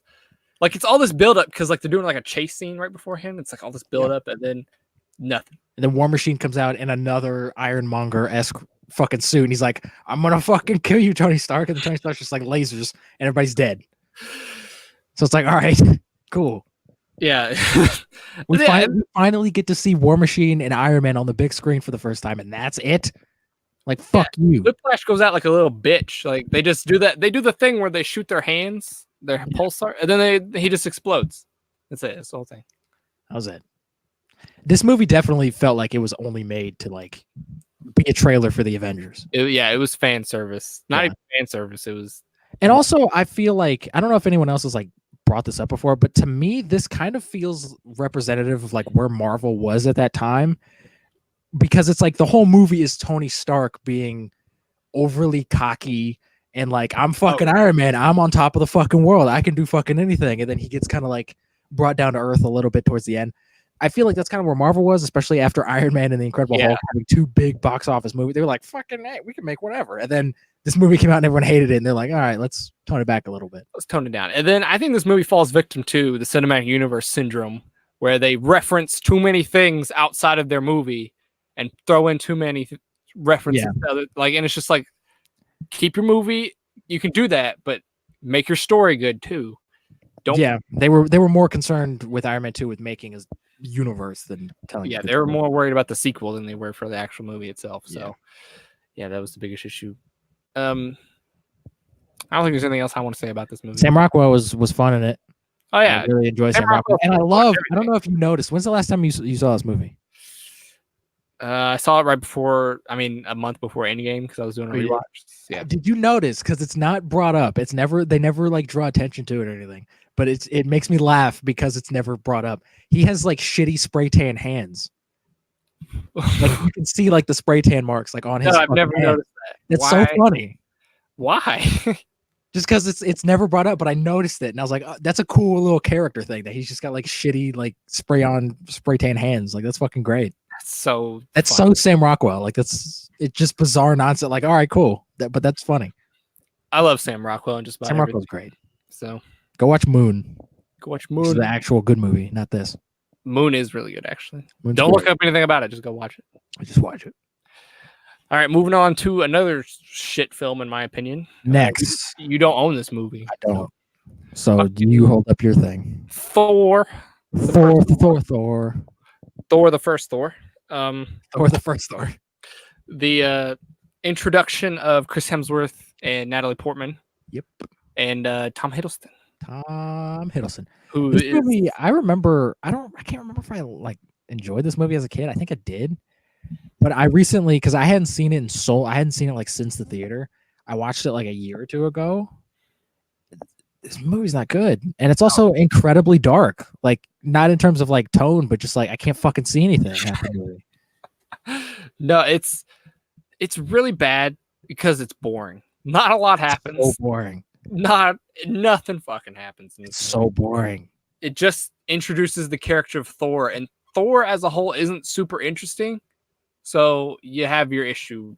Thor to me, and we'll talk about this more when we get to it. But Thor to me is like Black Panther, where he is like in Infinity War. He's fucking awesome in Infinity War, but that movie's not about Thor. but he's got fucking really awesome moments. Like when he shows up in Wakanda with the fucking axe and he's just like fucking flinging that axe everywhere and it goes around. That's a cool moment. Thor is a character that has cool moments that shows up in other people's stories and you go, oh shit, that was cool. He's not really like, he doesn't need 3 fucking movies about him because he's not interesting. He's a god. No, he's not interesting. He can't really die. He's got the Superman syndrome. He can't really die, and most of his enemies he could beat relatively easily. And he's also very inconsistent in the MCU. Oh, his power level. Like Tony Stark. No, I mean just like character wise, where it's like every movie, it's like because the whole his arc in this is like, hey, you have to learn to not being a cocky. You have to learn to not be a cocky asshole anymore when you go fight people. You have to learn to kind of be a little humble. And that's ultimately where he is at the end of this movie. But then like 2 or 3 movies later, he's just like a dick again. And I'm like, all right, so then that arc meant fucking nothing. Well, because after Thor 2 came out, they were like, nobody likes this character. Because he sucks. Because he's boring. Let's spice him up a little bit. And then Ragnarok came out. Yeah. So it's total character inconsistency. That wasn't, I misspoke. That wasn't after Thor 2. That's probably after Avengers 2. Probably after Age of Ultron. Well, yeah, it was probably after Avengers 2, yeah. Everybody was like, Thor sucks. Yeah. I think literally most people did not like Thor until Ragnarok came out. Most people don't like Superman. It's the same reason. It's just they never do anything interesting with him. Ragnarok, Infinity War, and Endgame Thor are dope. So yeah, I like all 3 of them. So because they use them properly. How about Natalie Portman in this? How do you feel? She's fine. She's just here to like be like, oh, I'm a scientist and I don't really know what's going on. And Thor's hot. And like that's it. What about her little crew that she's got? I don't know. Fucking Kat Dennings. One of the worst characters in any of these fucking movies. She's so annoying. She's in fucking 2 movies, so and she's gonna come back, which is that's what everyone fucking wants. She's so annoying. Like, oh, I need to go charge my iPad. Like, shut up. She's a modern day hipster almost. That's what she is. She is, but she's fucking she's like saying all these goofy, dumb things that are meant to be funny. I was like, fuck you. And then Dr. Eric Selvig. He's fine. I like Stellan Skarsgård, but he is the most forgettable character in the MCU, though. And he shows up in like 4 movies or something. Yeah, he's in like 2 or 3 of them. He's in the first 2 Thor movies and the first 2 Avengers movies. Yeah. So but nobody knows who the fuck he is. Because he's just some scientist guy. Yeah, and then this is our food. I mean, he was in other movies, but this is our first big movie with Coulson, I guess. Yeah, he's got a much bigger role in this than he did in the last 2. And I like Coulson. Coulson's dope. Coulson's great. And it was really sad seeing him, what happens to him in Avengers because he really is in quite a few Phase 1 movies. He's in except Captain America. He's not an Incredible Hulk either. He's not Hulk either, that's true. But like seeing like he was the character. For one, he was created specifically for the movies, which is cool. Yeah. But he was kind of the character that we as the audience could relate to, where he's experiencing these fucking gods. He's just a normal guy. And he's just like, I don't know what the fuck to do because I'm just some fuck. And there's a fucking god over there. So I always really enjoyed Coulson. I always like Coulson. I like this is one of the few things I like with this movie is his interaction with Thor. He's like, where'd you learn all this shit? Afghanistan. Are you CIA? Are you FBI or whatever? You just took down all my men like they were paper. What the fuck? And I'm like, that's so Coulson. Something. Also, first appearance of Hawkeye. It is. He's got a brief cameo. Brief cameo. I'm so surprised that it's actually Jeremy Renner, to be honest.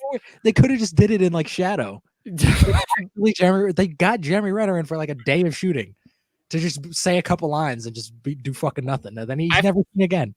I feel like though at this point they knew where they were going. They're like, we want to do an Avengers film. I mean, I'm sure they did. And then they were like, let's cast somebody good and as Hawkeye. But it was like 2 or 3 years until Avengers came out. So like he's just here. Nobody knew who that was. Is it? No, it was only a year later because this came out in 2011, didn't it? When it was shot, it was probably like 2-3 years. Oh yeah. Avengers even came out, so it's like nobody knew who the fuck Hawkeye was at that point. No, nobody gave a shit about Hawkeye. So they're like, all right, there's some Arrow guy. Like, all right, what the fuck? I bet you when this movie came out, people were like, what the fuck was that? Yeah, what the fuck was that? Why did he grab the gun? Yeah, they lingered on that shot of him like going to pick a weapon. Like, and it's so stupid how he even like kind of thought about going for the gun. It's like Hawkeye. It's Hawkeye. He would have just grabbed the bow and got shit done. yeah, no. But also, he probably should have grabbed the gun because that's a more logical fucking thing. Like I know a bow and arrow is your thing, but like it's a fucking gun. It's also against Thor, who's it's not really Thor. He doesn't know Thor's a god though. He's technically not a god. He could have killed Thor right there at that point because he didn't have his hammer. That's true. So use the fucking gun. Hawkeye. Hawkeye sucks. How'd you feel about Anthony Hopkins in this? I've totally forgot. Anthony Hopkins great. I love Anthony Hopkins is one of those actors where it's just like this guy never gives a bad performance. He's always either going way over the top, but it works, or he's fucking nailing it in like a normal performance, like Hannibal Lecter or something. He's fucking great. I love Anthony Hopkins.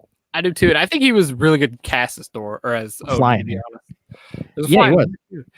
Because he's got the voice and the macho-ness, I guess, of Odin that I would picture. So yeah, I wish he was used a little more. He's never really used right in any of these. No, he really isn't, because he's only in the Thor movies and he's barely in all of them. So. Yeah, but I like the scene where he enchants the hammer. I feel like it's a really cool scene. Whoever be worthy, whatever the fuck he says, will hold the power of Thor, and then it just flies away or whatever. Chucks it. Yeah, and then I like how this all was planned by Loki almost, because that's like Loki's thing. He's like, fuck Thor. I was always confused with what happened to Loki in this movie. Like, did he get sucked into a wormhole, and then like, is he on Earth at that point? Because I don't know. I think he's like possessing Selvig in the post-credit scene, but then he doesn't come to Earth until Avengers. Yeah. So like, what the fuck happened? Because I think he's doing his phasing thing where he's like making duplicates of himself, and that's how he's on Earth at that point. Yeah, but was he possessing Selvig at the time? Because he doesn't possess Selvig until Avengers. No, he already. Why was he in the mirror? Why he was in the reflection? He already had Selvig, I thought, before Avengers. No, it was in Avengers, because when he comes out, he possesses Hawkeye and then Selvig. Oh yeah, that's right. That fucking post-credit scene, man. it fucking doesn't. It's pointless. Doesn't make fucking sense. Ruins it. I also don't like Loki in this movie. He's very whiny. Oh, he is really whiny. But I like the part where they're fighting and Thor just puts his hammer on him. Yeah, that's fun. That's really funny. Like, he gives a great performance, Tom Hiddleston. He gives his fucking all in this movie. The character's just poorly written and as a child. It's like, oh, am I the boogeyman that your kids dream about at night? And I'm like, yeah, because you're fucking weird.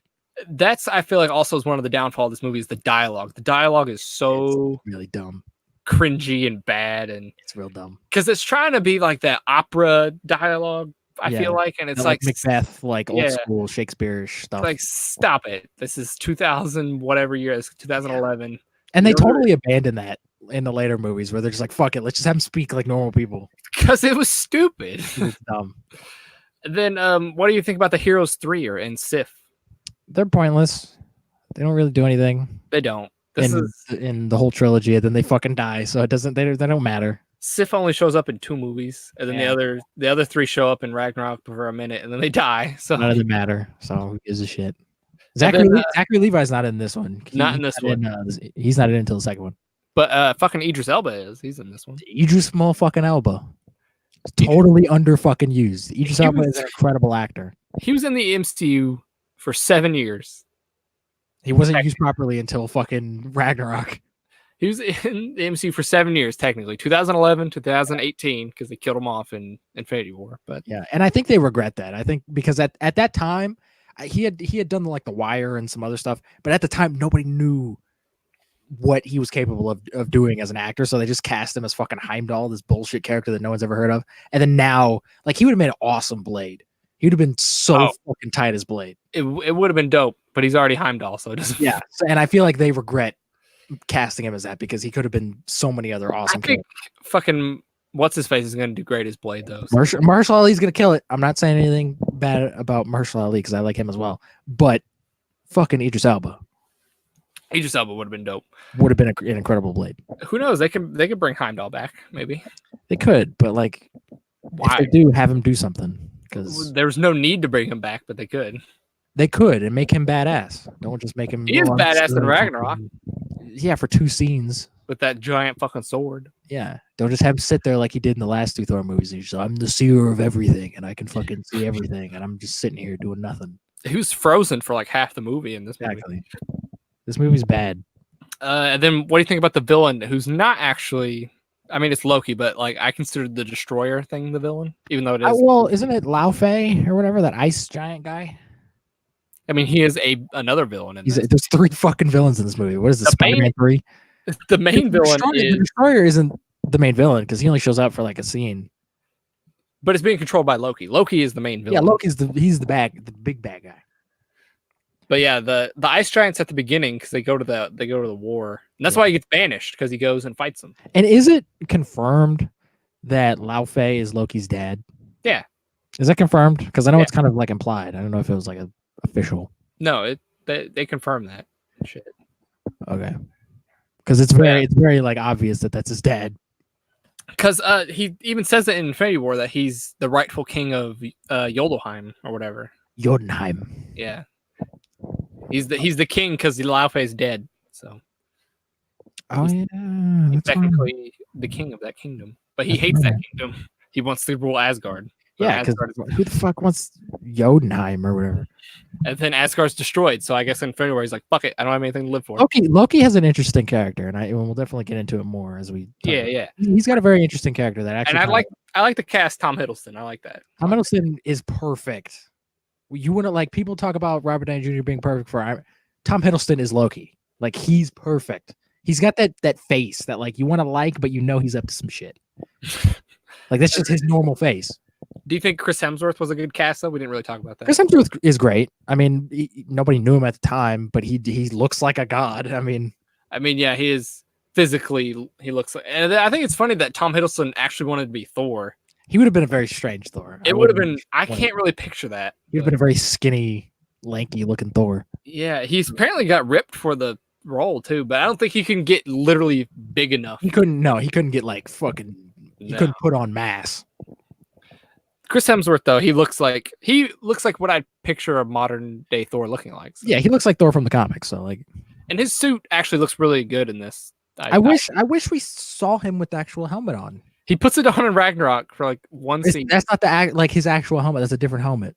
Or no, I want the wings. I want the little wings. He does put that on in this movie, but he takes it off. Yeah, he has it on when he comes into that throne room and he's being like, "Hey, I'm Thor," and then he takes it off and he throws it around. I'm like, keep the fucking helmet on. That's the one time you see it with him on. So yeah, I think his long hair looks stupid, and we didn't talk about this. His blonde. Thor has long hair.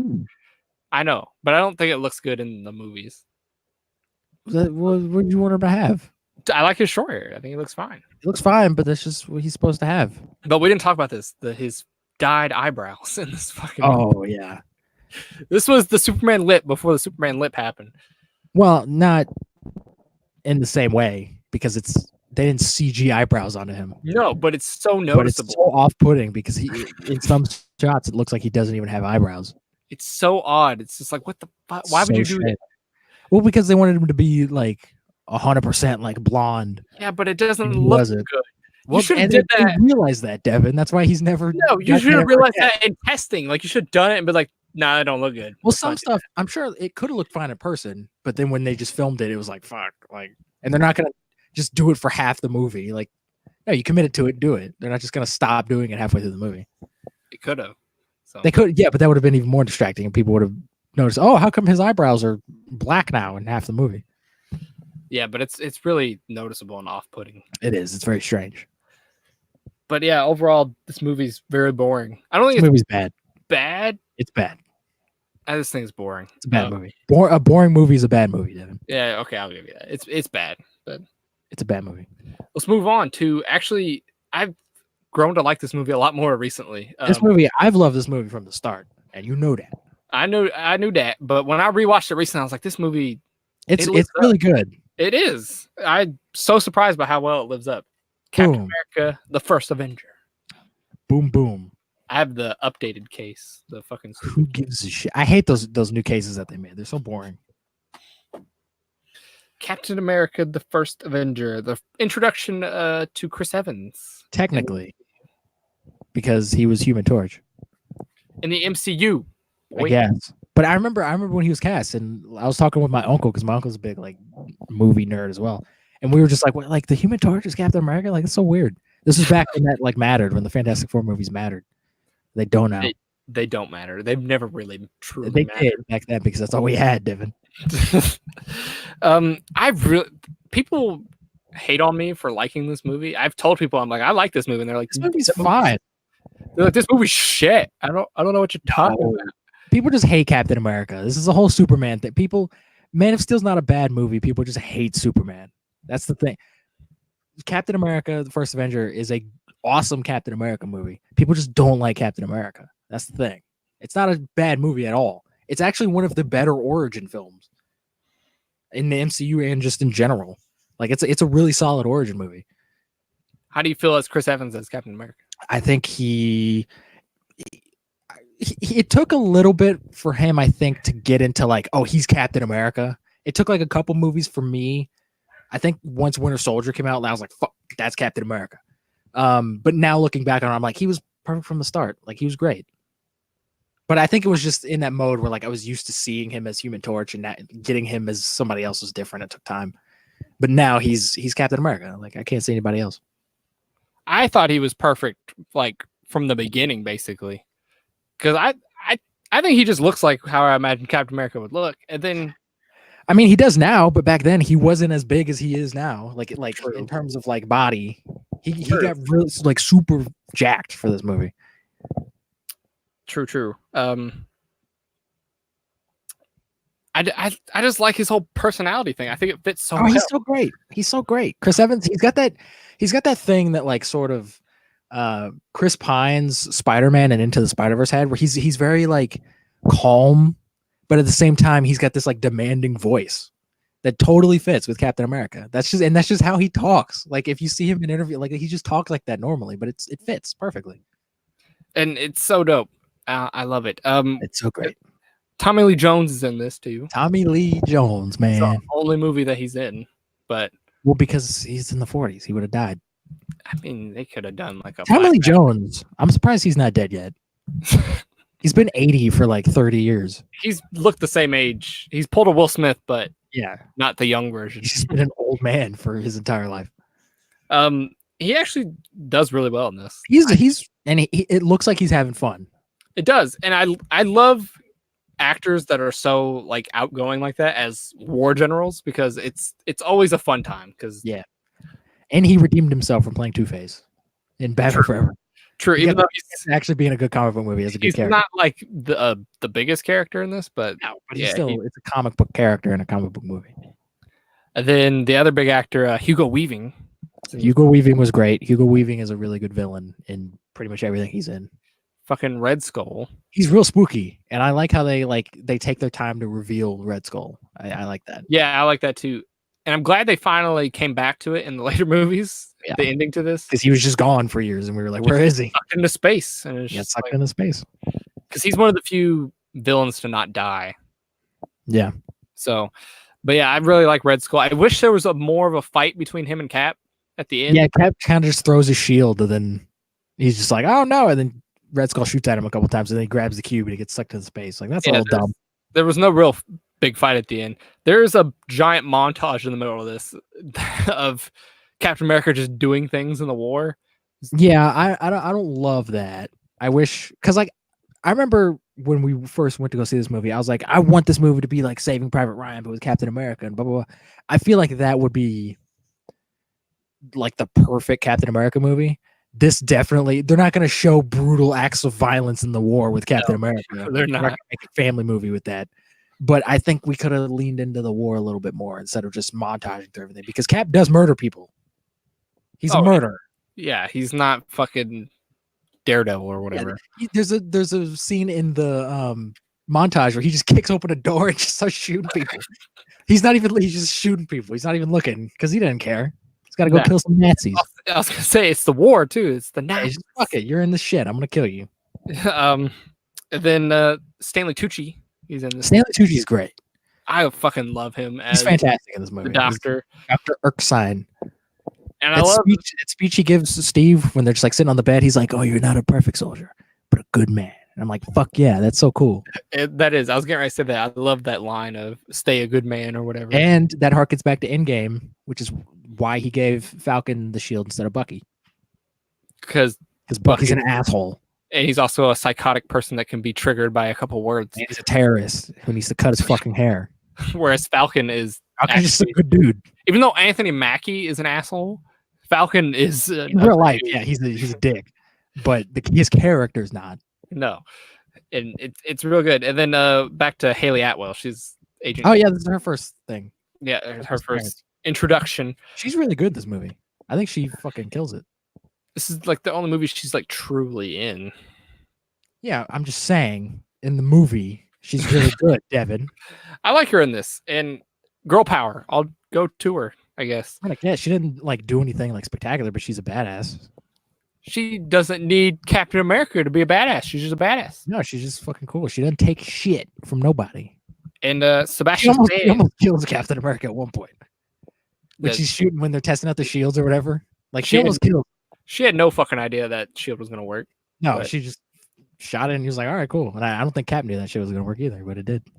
And then the introduction to Sebastian Stan for Bucky. Yeah. And I never thought when this movie came out, nobody ever thought we would see Winter Soldier. I never thought Bucky would become a main character in this universe they had going on. He's had like 2 movies where he's been like the core plot. Like they've been about him. And nobody in a million years thought that we'd ever get that. Especially when he died and we were all just like, all right, he's dead. I never thought like he'd show up in an Avengers movie or anything. No, none of that shit. Nobody thought that. And now he's probably going to be a core player in Phase 4, probably. Oh yeah, definitely. He's got a TV show now. I know.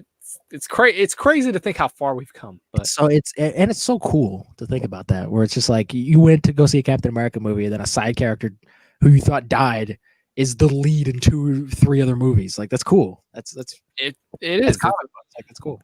It's amazing. And I feel like there's another actor in this or something that I'm missing. Oh no, it's not an actor. I was gonna talk about Tony Stark's dad's in this, which is it's a good tie-in to Iron Man by not actually referencing Iron Man. Third actor to play Tony Stark's dad. How do you feel about this guy? He was only in this movie, right? He was on Agent Carter. Oh yeah. He was in like a couple of the other little shorts they did. He's good. I like the fact that he's pretty much just playing Tony Stark. Like he beat Tony Stark.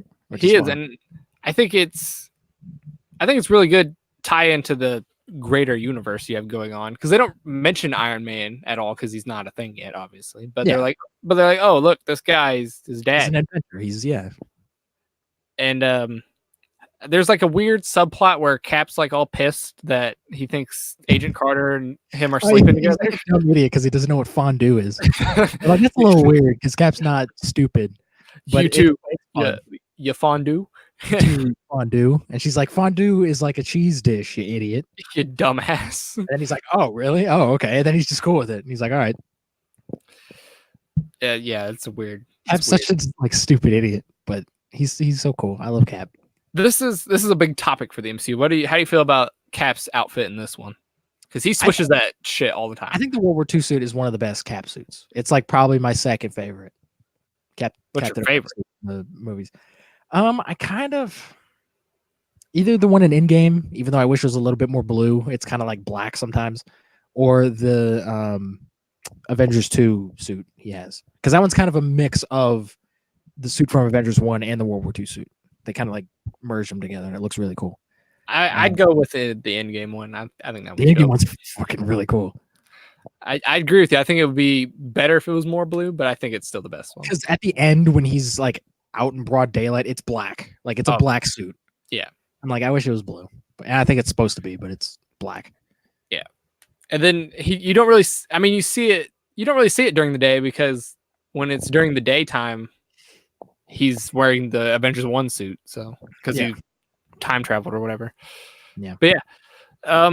Overall, I really like this movie, to be honest. I enjoy it. I really enjoy this movie. There's a lot of little things in there that I'm like, oh, that's good. I like that. And like the shield and all that stuff. I like the whole thing. It's good.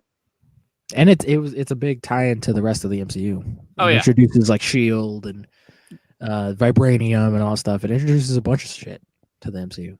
Yeah, and the end credit scene for this is basically just a trailer. So Yeah, we got so hyped when we saw that. oh, Like, oh man, I it's was so cool. I was so excited. I was so excited. All right, you ready to move on to What is? Hold on. What is? I'm trying to think of the theme. I know it because it's iconic. But I gotta get to like a. What is it? I can hear it in my head, but I can't like hum it. Think about Thor Ragnarok, or not Thor, Infinity War, and Thor Oh, coming. okay. The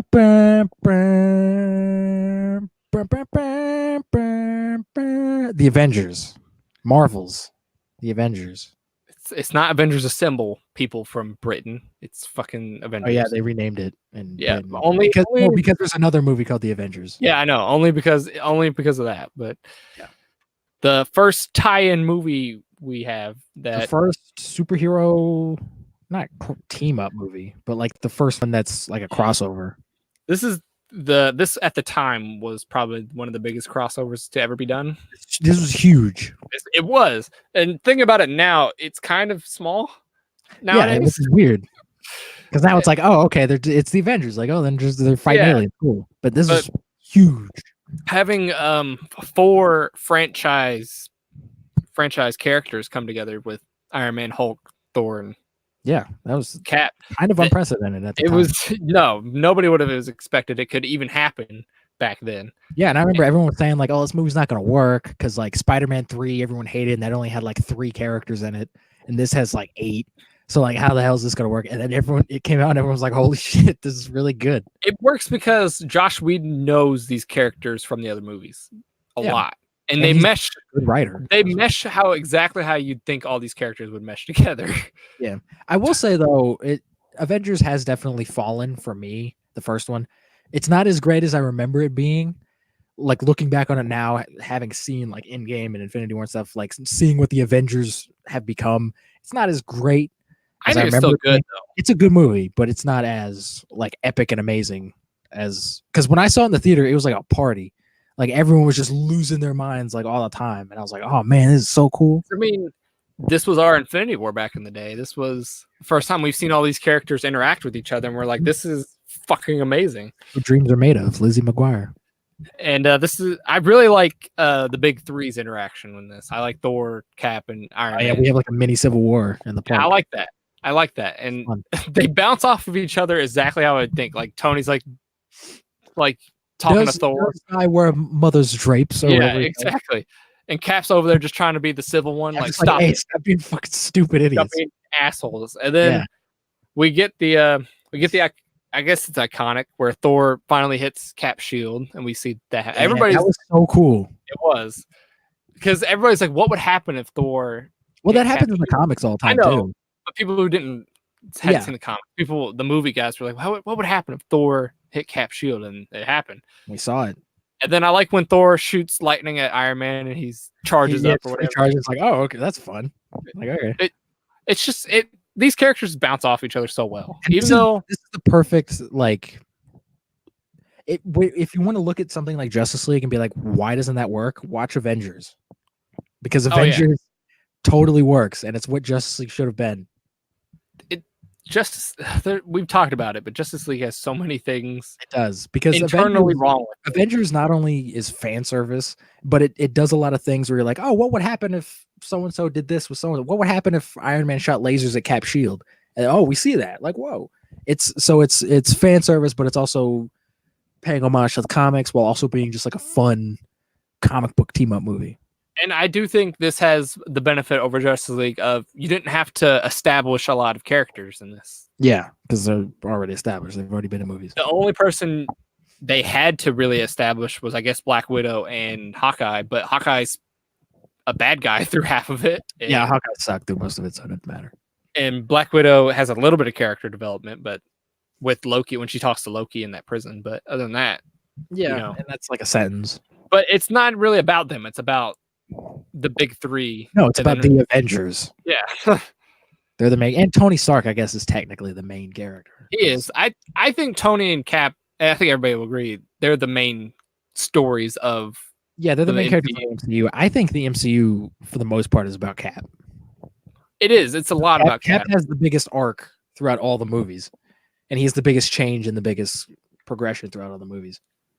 And then this is the introduction of Mark Ruffalo's Hulk. How did you feel about Which that? I remember when that was announced. It was so weird, and I didn't really like him very much. But now it's weird looking back at Incredible Hulk and being like, "Where the fuck's Mark Ruffalo?" Because he plays.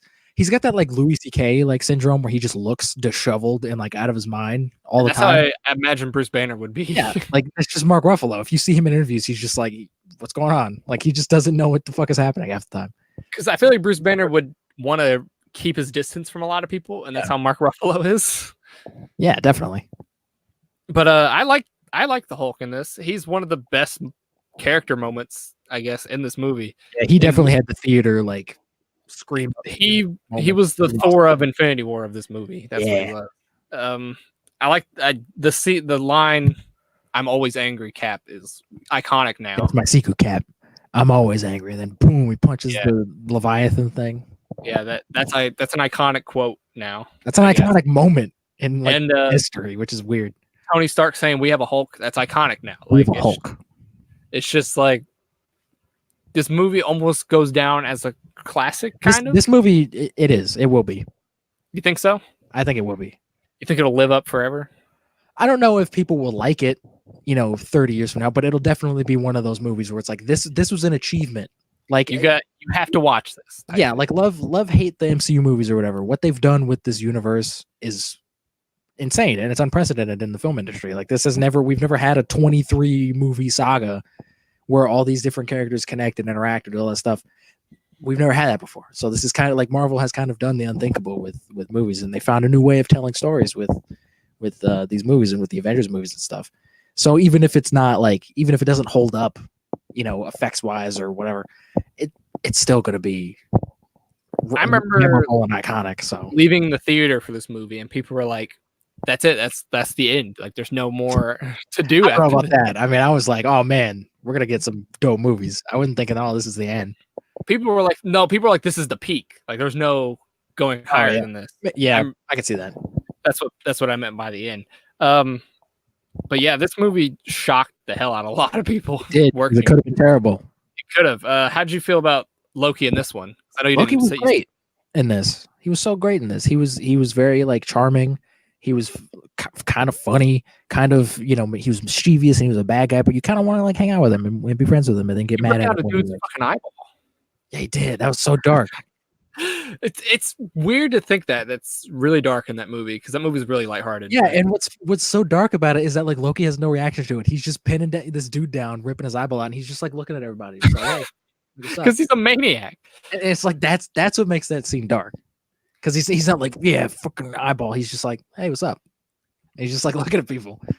And I love when Thor and Black Widow are talking, and Black Widow's like, Thor's like, he's my brother because he got offended, and Black Widow's like, he killed 12 people in 2 days, and Thor's like, well, he's adopted. So, yeah, that was a good line. That was a good line too. And then there's no actual like real fight between Loki and the Avengers. Do you think that's an issue, or do you think? I think that's fine. I mean, if all of the Avengers ganged up on Loki, Loki would be fucking dead. Well, yeah, Thor can take him down by himself. Yes, I mean, I think it was kind of smart to have like they all have their little moments with Loki, where they all just kind of like beat him up for a second, and then he's just like on the ground for 30 minutes, and he's just not doing anything. Like that's fun. That's fun. Cap tries in the very middle of the movie. Yeah, and Cap gets his ass kicked. Thor fights him for a little bit. Hulk's the one who ultimately takes him down. So yeah, and that's another character thing with Cap. When he tries to fight Loki hand to hand, he gets whooped, and then in the next couple movies, he's improved fighting hand to hand. Yeah. That's a cool little visual thing. Cap never backs down from a fight. I mean, no, he goes up fucking against Thanos in Endgame. He goes up against fucking Ultron because nobody else will. He's just like, I guess I'll do it. Like, fine. Cap is such a badass, and whoever doesn't like Cap can go fuck themselves. Well, people don't like Cap because it's the same reason people don't like Superman is because all they know of Superman is America and truth, justice, and they think of like this stereotype. That's not how Cap is in the MCU. They don't know that, and they don't give a fuck enough to watch these movies. Cap is just a badass guy that stands up for what he believes in. Like that's all he is, really. It's his whole character, which is what a superhero should be. Cap has the best moral beliefs. He does. He's not a villain like Tony Stark, but we'll get into that later. One of the best movies in the MCU, in my opinion, but we'll get into that later. It is. Yeah, definitely. Is there anything else you want to talk about Avengers before we move on? No. That's the end of Phase 1. How do you feel about Phase 1 as a whole? I mean, Phase 1 definitely had some bumps along the way. I mean, it's not a great phase as a whole, but they were figuring stuff out. They were getting their, they were trying to figure out what works and what doesn't work, and then they figured it out with Avengers. So I was gonna say good beginning and end of Phase 1. Yeah. Middle was kind of iffy, but beginning and end. It was the beginning, and now I think now they've figured out a formula, and we'll definitely be getting more awesome movies. I'll say this when we get to it later, but Phase 2 is where they finally start kicking it into like, okay, this is what works. Let's just do this type thing. We'll get into that. Phase 2 is where they start heading in the right direction. Yeah. Phase 1 was testing. Phase 2 is let's put it to work, and Phase 3 is godlike because they got it to work. So yeah, even though there's some movies in Phase 3 that aren't great, but there are, but most of Phase 3 is a majority of Phase 3. More Phase 3 is good than it is bad. Oh yeah. So let's move on to the first movie of Phase 2. One of your favorites. I wouldn't say it's my favorite, but I don't. One of your favorites. This movie gets so much hate, and I want to know why, because nobody ever seems to have any reason why they hate it, other than just they hate it. Iron Man 3. Boom. This movie has grown on me slightly since it has released. It's a good movie. It's a solid movie. I'm not saying it's like an art piece, but it's a solid Iron Man movie. I don't think it's bad. I don't think it's good either. It's the only movie that showed that Tony Stark doesn't need the suit to be Iron Man, because everyone always makes that. It's like in the Avengers when Cap's like, take off the suit. What are you? That's his superpower. And this Iron Man 3 showed he doesn't need that, because when he goes into that, like he raids that house or whatever, he just gets like an oven mitt and just like puts wires and shit through it, and he gets a gun, and like he's just going through this house and he's using his brain. He doesn't need the suit. The suit just helps him. And that's really good for his character. I really thought a character arc. A lot of people thought in this movie that we'd finally get the bleeding edge armor, which we never do technically get the bleeding edge armor, but because I remember in the trailers there was a thing showing him shooting crap into his arm. Yeah. And the bleeding edge armor, I don't know if you know, but the bleeding edge armor comes out of his skin. Like, yeah. It's also in, I think, Invincible Iron Man, that like silver suit that he wears in the comics, I think that also kind of comes out of his skin. I think. Yeah, I remember a lot of people were pissed that didn't get introduced into this movie, but I think it works. I don't care. We get the Extremis armor, don't we? Isn't that the cream, like vanilla looking thing? Is that the Extremis suit? I don't know. I don't know which one's the Extremis suit, but because I know the movie's the Extremis storyline, but I don't know if we get the armor. I know the main suit in this is the Mark 42, the one that like is the ugly looking suit, the one that's in pieces and it like forms. Yeah, that suit is disgusting. He wears that throughout. I know. The majority Whoever of the movie decided to make that decision needs to be fired, because that's a gross looking suit. It's too like brown. It's too much brown. What do you feel about his PTSD in this? That's the big thing. I mean, I think it's fine. Again, where do you take Tony Stark after seeing a giant wormhole with aliens coming through? You give him PTSD. I just wish his PTSD kind of lasted throughout the MCU, because they kind of just forget about it sometimes, and sometimes they don't. It's kind of just whenever they need it to come up, it comes up. But I think it works for the movie. Like, as just like this movie, I think it works as part of his arc. I think it works. And him having anxiety and all that, you think all that's fine for Tony Stark? It makes him a little bit different than just, I'm a cocky billionaire with no worries or whatever. Now he's got something to worry about because he's seen what's coming. True. And he's got a weird subplot that he has an obsession with building suits, and I think that fits Tony Stark's PTSD character moment so much. Yeah, that's the one kind of through line throughout it. Like, the PTSD kind of comes and goes, but it's since Avengers, he's always been like, fuck, we need to do something about those eight. Like, they're coming. We need to do something. And that plays into like, Avengers 2 a lot. But yeah. And I like that arc, but that also kind of makes him a villain in a lot of ways. Because he just wants to. It's the same thing with Superman and Injustice. He's like, no more crime ever, but he just becomes like a dictator over it, and he's a villain. So it's like, it's kind of the same. Tony Stark wants that. He wants a place where it's just like, we're, nobody can come in and out. Like, we're world peace. I think that kind of makes him a villain. this movie plays on the fact, though, a lot that after Avengers, he's a little bit less of a cocky asshole. Just a little bit. A little bit. He's kind of like the worried dad of the MCU. In this one specifically, I'd say he's less of a cocky asshole. But as the movies go on, they start to kind of bring that back. I mean, he's got quips still, but he's not like Civil War. He's not like super cocky. What do you mean he's not super cocky? The whole movie, he's just like, Cap, you're a fucking idiot. Civil War, he's not. Infinity War, he is more so. And then Endgame, they made him so cool in Endgame. He comes up and he's just like, I got the answer for everything. And I'm like, no, go fuck yourself, Tony Stark, you cocky motherfucker. We'll get to that when we get there. The big actors in this that return, obviously, Robert Downey Jr., Gwyneth Paltrow, Don Cheadle, and then Guy Pearce. How do you feel about Guy Pearce? I love Guy Pearce as an actor. He was totally wasted in this fucking movie. What would you do with him? I mean, make him an interesting character. Who's Aldrich Killian? I've never heard of this character in my life. I don't know, but like he does. Is he from the comics? I think so. I've never heard of this fucking character. He doesn't have the powers that he has in the movie. Can he breathe fire? No. I think he's just a dude. I think he works for AIM, the AIM bot people. So they literally were like, "Fuck, we got Guy Pearce. Who's he gonna play? I just get somebody, whatever." That sucks. They made him breathe fire though, so make Guy Pearce like Howard the Duck or something. Like give him some role. They fucking killed him off in this, so exactly. I am the Mandarin. And he blows up. And then it's like the easiest way to get rid of a villain is blow him up. That's what, because half the villains in these fucking movies just get blown up. They did, and then but Iron Man doesn't even kill him. It's Gwyneth Paltrow, which I think that was so dumb of a decision to give her the extremist power and then just take it away from her. Yeah, they should have. If they're gonna give it to her, maybe incorporate that into her arc for the MCU. Maybe she just has these powers. At the end of the movie, they're like, "Yeah, we'll just surgically remove it." It's like, what? Yeah, that was really dumb. Yeah, it was really dumb. And then Ben Kingsley is in this. Ben Kingsley's great. The Mandarin. Ben Kingsley was Gandhi, and he was Gandhi. It just came out of nowhere. He's so great. I love Ben Kingsley and everything he's in, and I like the twist. I like the Mandarin twist in this movie. I know that's the thing that everyone bitches about because the Mandarin is such an important character that it needs to be done right. Whatever. He's the fucking Mandarin.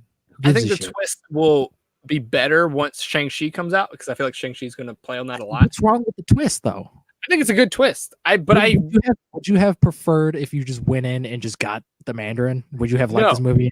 But I think this is my issue with it is I think Ben Kingsley would have been a dope Mandarin, the actual Mandarin. He was the Mandarin. He wasn't. He was a figurehead. For the first 2 acts of the movie, he is the Mandarin. Yes, but I think he should have been have that. The actual Mandarin and use somebody else. Well, the Mandarin's Asian, so he couldn't have been it. I don't. It's a movie. You could change that for the movie. He's Asian. But yeah, do you think this movie would tie in a lot to Shang-Chi, or do you think it would not? I think other than just having the Mandarin in it, probably not. You don't think the so? Mandarin and the 10 rings, probably not. I mean, but the 10 rings were also introduced in the first Iron Man, so I mean, true, because they're the people that captured him. And so I don't think there's gonna be like huge, connections to Iron Man 3 or anything. I forgot they changed. War Machine's not in this movie technically. It's Iron Patriot. How do you feel? That's which I hated at first because I was like, oh man, I like the Iron Patriot in the comics because it's Norman Osborn. It's part of the Dark Avengers. I think now, well, maybe not anymore because Spider-Man's gone. But like they could have done something with that in the future because now we know who the Iron Patriot is. So now bringing it back would actually make sense. I think it's fine and it makes sense. And I like how they just make fun of it the whole time. Like War Machine's such a cooler name. Like why would you change it? It's like, well, it's more like it's for PR or whatever. Like that's fun. And then this is the only movie Shane Black directs. How do you feel about that? That's fine. I mean, Shane Black has some hits and misses in his career. I'd say this movie's fine. Like, I just feel like it's really odd that he just comes in to direct this one movie. Well, Jon Favreau didn't want to come back, so but he does come back because he's the actor. Yeah, but he didn't want to direct because he had the same problem that we were talking about with Ed Norton, where Marvel was just like, "No, you need to do what we want to do," and I think Jon Favreau was like, "Nah, fuck that." So I think he just came back and was like, "I'll be in the movie for like 10 seconds."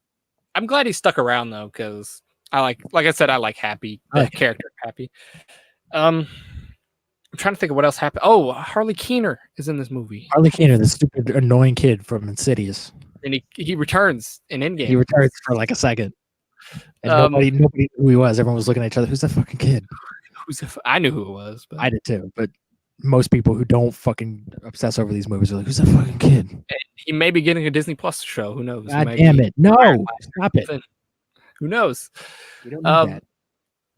I actually like him in this movie. I don't think he's really annoying. I don't like kids. You don't like anybody. I don't, but especially this fucking kid because he has nothing. In the whole movie, he's just like, "Oh, will you be my dad?" And Tony Stark's like, "No, fuck you, kid." Yeah, I like how Tony's an asshole towards him. That's really fun. He's not like a father figure at all. He's just like, fuck you, kid. He leaves the kid in the middle of a street by himself. Again, very true. Tony Stark is a villain. He's not a villain. He's just an asshole. That kid could have got murdered. Nah, and that's on Tony Stark. That's Tony Stark. You gave him the potato gun. Oh yeah, definitely. That's gonna warn off some murderers. A potato gun. Were there potatoes in it? I don't know. If there were no potatoes in it, he was fucked. He's in Tennessee. I'm sure he could find a potato. Potatoes just grow everywhere in Tennessee. They grow everywhere in general. That's Idaho. Potatoes. They're potatoes. They can grow anywhere. I guess. He just left him in the street. He left a child in the street on his own. My favorite scene in this movie, though, is actually when all those people are falling from the sky out of the plane. And he's got to use his ingenuity of how to... Tony using his brain along with his suit. Again, giving his character a little bit more of an arc. It's my favorite scene in this whole movie, and I don't know why. That scared the shit out of me when I was like, what the fuck? What just happened? Yeah, I literally thought he broke apart. I was like, what the hell? Yeah, that was a fun scene. And then he's just in the back of like a truck somewhere. Yeah, which is weird. Why didn't he just put the suit back together and then call? Because he does it later. He was doing something. They were like hacking into something, and he couldn't be in the suit at that time. He had to help Rhodey with that thing or whatever. Oh, so maybe. He did it remotely. Maybe. But overall, this movie has grown on me a little bit more. We forgot to talk about Jensen. Oh, yeah. Fuck, we almost did. He shows up for like a brief cameo. Very beginning, in like the 90s. He comes back. Calls back to he mentioned that they met once before, which was they didn't have to do that. No, but it was a nice little thing. Nice little world building. Yeah, go on. Nice little. I think it's kind of stupid that Guy Pearce is a villain because Tony just left him on a roof. That's the whole reason. He creates so many villains. He's created so many villains in the MCU. Like, man, Tony Stark sucks, and he's just an asshole to us. Let's fuck him up. He's created literally half the villains. So I'm like, maybe again, Tony Stark's a villain. He's not a fucking villain. He's a villain. Get rid of Tony, we wouldn't have all these goddamn problems. Just an asshole. Quit being an asshole, and maybe we won't have all these villains. Maybe people wouldn't know who Spider-Man is if Tony wasn't a dick. Maybe Spider-Man would still be in the MCU. Exactly. It's all Tony's fault. Is there anything else you want to talk about Iron Man 3? The last of the Iron Man trilogy? What's the post-credit scene of this? It's that stupid thing where he's telling the story to Mark Ruffalo. That dumb post-credit scene that everyone was disappointed by because they expected something like, oh, it's the next movie. It's just this dumb fucking post-credit scene. I mean, the next movie wouldn't have made anybody really happy anyways because the next movie is Thor. Yes, but at least it would have had some like, oh, Thor, man, yeah. I mean, they show Mark Ruffalo, so. Oh, great. And he's like sleeping in a chair and he's like, Tony, I'm not that kind of doctor. I'm like, that's it. And technically, if you want to get technical about it, this movie technically probably doesn't exist because it was probably Tony's recounting of what actually happened. I was going to say, get technical with it, it didn't happen. It probably does happen, but not the way that we see. Exactly. So if you could write this movie off all you want. It's a good movie, though. It's grown on me. I still don't think it's a good movie, but it's grown on me. It's a good movie. It's fine. It's fine. It's a fine film. The next film in the MCU, your favorite, Thor: The Dark World. Thor: The Dark World, the movie that everyone universally hates because it's so boring. Everyone agrees this is the worst movie of the MCU. First movie to bring in Shazam. It is Levi himself as Fandral, and they've recasted him, and nobody fucking noticed because nobody cared about Fandral from the first movie. I really think it's, before we get into it a lot, I really think it's odd Endgame decided to pick that movie, of all movies to go back in time to. This was the only movie that had the ether in it, right? Yeah, it was. I mean, I guess they had to. They could have went back to Infinity War. Technically, the ether was in that. It's true. They didn't want to deal with Thanos again. Or they could have just went to the collector. That would have been way easier. The collector had it for like. See, you're poking holes in Endgame more than I'm doing. You're bringing up points for why Endgame isn't great. No, I think Endgame's still great. It has plot holes. Every movie It has a lot of plot holes. But yeah, this movie's shit. So bad. I didn't see this It movie starts for the longest time though either. Yeah, when did you first see this? I saw this movie like in 2016, I think. Really? Like, yeah, because I totally didn't care about this movie at all. It came out and everyone was like, all right, whatever.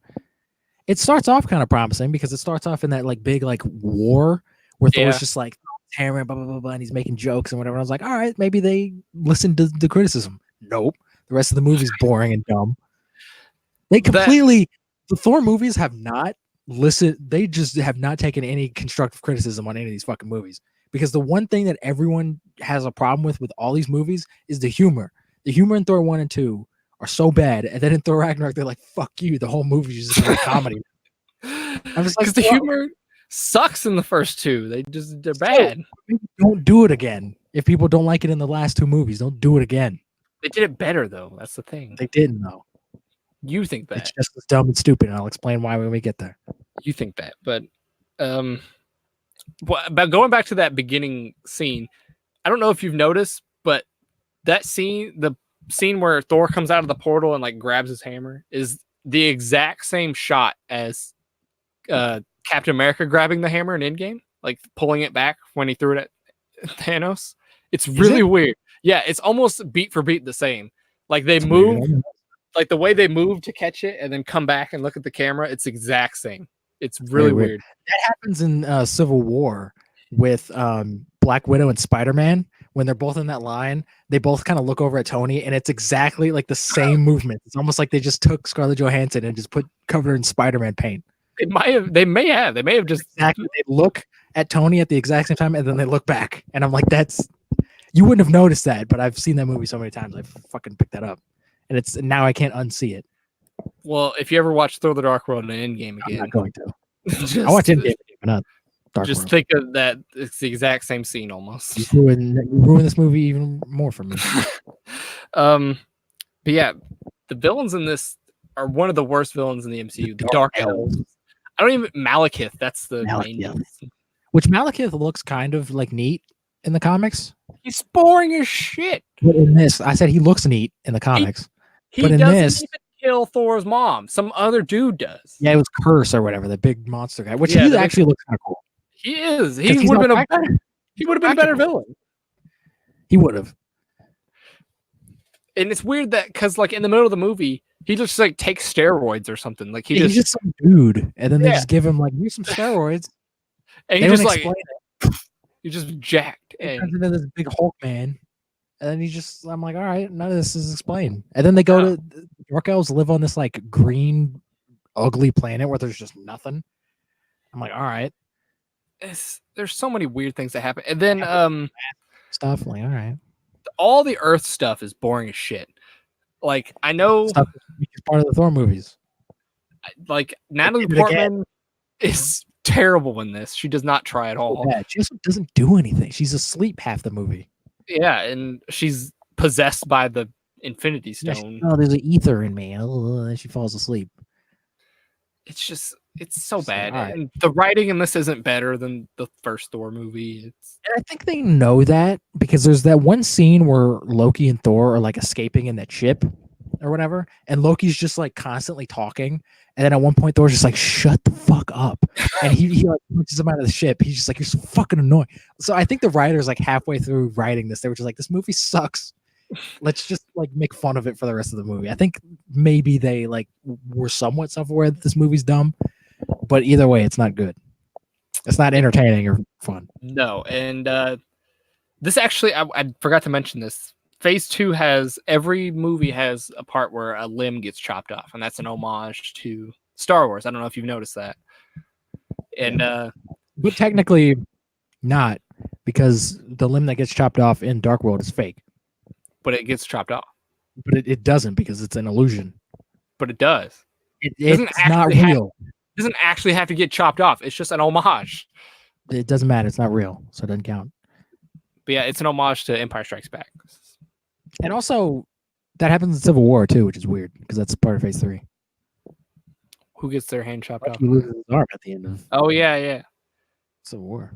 I don't know if that was intentional. I think that was just part of the plot. Thing. Yeah, part of the thing that they had going on. Back to Thor: The Dark. See, there's not even much to talk about because they're just so boring. It's not. I don't think there's any faults in it. I think it's just boring. It's just that is the fault, Devin. I mean, yeah, a boring movie is a bad movie. If there's, I think it's like I always equate like the Winter Soldier is a movie I could pop in and just watch like any day of the week, and I'll never be bored with it. Thor: The Dark World. If I ever watch this movie again, I'm probably gonna end it all. I'm probably just gonna like end it because that means like there's nothing else to do or watch. Once you got the whole MCU on Blu-ray, you were gonna rewatch them all. I'm not gonna watch those. You're just gonna skip Thor: Do I need to? Like, do I need to watch those? You don't need to. You don't need to watch any of them, but I don't. So I can watch whatever the fuck I want to watch. You can. I'm not watching Thor: The Dark World. Yeah, it's bad. I like there's only one scene I actually like in this movie, and it's when they're like hopping between Earth and that other place. I don't know what it's called. Where like the hammer's going through all the portals and stuff. And I like how the hammer's just flying back and forth out of Earth's atmosphere because they keep going through all the portals. I like that. It's a cute little moment, but and the big fight is like restricted to like one little place on like a university in London. And I'm like, what? And why does no other Avengers come and help with this shit? Because it's like the problem that everyone had in Phase 2, where they're just like, all this shit's going down. None of the Avengers are like there. Like Iron Man 3, I can kind of understand. It's just because he couldn't communicate with anybody. Yeah, Thor: The Dark World though, that's fucking aliens fighting on Earth. I mean, I don't know. I think Phase 2, they probably take place like relatively close to each other. So maybe Winter Soldier was happening at the same time Thor: The Dark World was happening, or whatever. See, Winter Soldier though is also okay because it's kind of a secretive thing. Like it's a secret government agency. It's a spy movie. Yeah. So like, I'd understand nobody knows what's really going on. Guardians doesn't take place. I mean, like maybe like Winter Soldier's taking place at the same time as Thor: The Dark World, so Thor couldn't contact them because they were all off doing their own shit. Maybe, I don't know. We're all busy. But still, nobody's just like, look at that giant alien spaceship. Thor's got it. Giant ship that's just in the middle of London. Where the hell's Captain Britain? Thor's got it. He's fine. He's got Captain Britain not a thing yet? No, apparently not. There's no superheroes anywhere else except New York. That's great. There's one in San Francisco, but not until later. Not until Well, there's two technically become Venom, but that's not in this universe. I mean, Black Panther is around. Just that's true. Nobody knows about him yet. He's in Africa. Is there anything else you want to talk about Thor: The Dark World? I don't really. No, I want to stop talking about this movie. It's bad. It's shit. Let's move on. Movie. Then you go from the worst movie to possibly the best movie back to back. Winter Soldier. The Winter Soldier. The best MCU film. Bold statement. You have not a bold statement because it's right.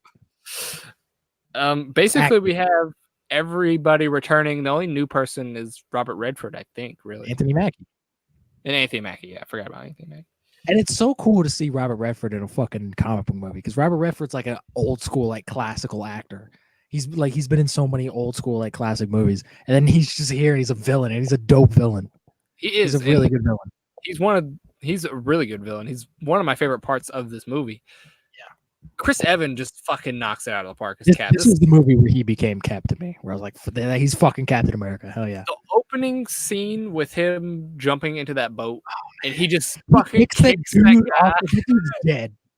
He is. He fucking crushed his chest. Superman, you want to talk about Superman and Man of Steel murdering all those people? Cap, that dude wasn't even like prepared for this. Cap probably kicked him so hard he like busted an organ, and now he's just out in the middle of the ocean. He's gonna bleed to death in the sea. Devin, you realize how serious that is? Cap just murdered this guy. That guy could have had a family. Did he kick him in the chest or the back? Well, he turns around, he kicks him like in the chest. So he probably stopped his heart. He probably caved in his and then chest. He hits the boat as well as he flings off, hits the thing. So he's dead. He's drowning. He's for sure dead. If he didn't die from the kick, he's drowning. This is dead. So already it's full of murder. And I love how tonally it's so different from the other. So it's like the Caps. Bourne Identity. It's like a spy thriller, and that's And awesome. I've heard the Russos talk about this movie, and they actually that kick scene. They're like, we did that to intentionally show this is a different Captain America Yeah. you're seeing. Yeah, this whole movie. When I tell people who don't like Captain America, I'm like, watch Winter Soldier. It's so good. It's the perfect Cap movie. Maybe not in terms of like understanding his morals or anything, because this movie definitely is him realizing his morals are kind of wrong and stupid, but just in terms of like how badass fucking Cap is. The whole beginning, you're just like, Cap is awesome. Did he just jump without a parachute? Oh yeah, he does that. It's so badass. And I like how so quiet. I know they're doing a stealth mission, but he takes down people so freely, and it's just like, hell yeah. He does it so perfect because like he's been training with these people obviously for 2 years after the Avengers, and it's like his hand-to-hand combat has improved. He's a fucking badass now. For sure. Fights Batroc the Leaper or whatever the fuck. He's just like pop, pop, pop, pop. I think that was kind of dumb, but just to That throw just to throw that character, the Leaper. Oh, it's a fun nod. I mean, they say his name like once. I mean, it's a fun little nod. It's kind of stupid, but I mean, Batroc is a stupid fucking character from the comics. Is. And they give him like, I like to give him like his suit from the comics, kind of, which is stupid. His suit's fucking dumb, but they give it like. I love how he's just like, I thought you were more than the Shield, and then Cap still just kicks his ass. He's just like, he turns around, he's just like, what the fuck did you say? And then he just takes his helmet off and he just kicks his fucking ass. It's like so good. I am, motherfucker.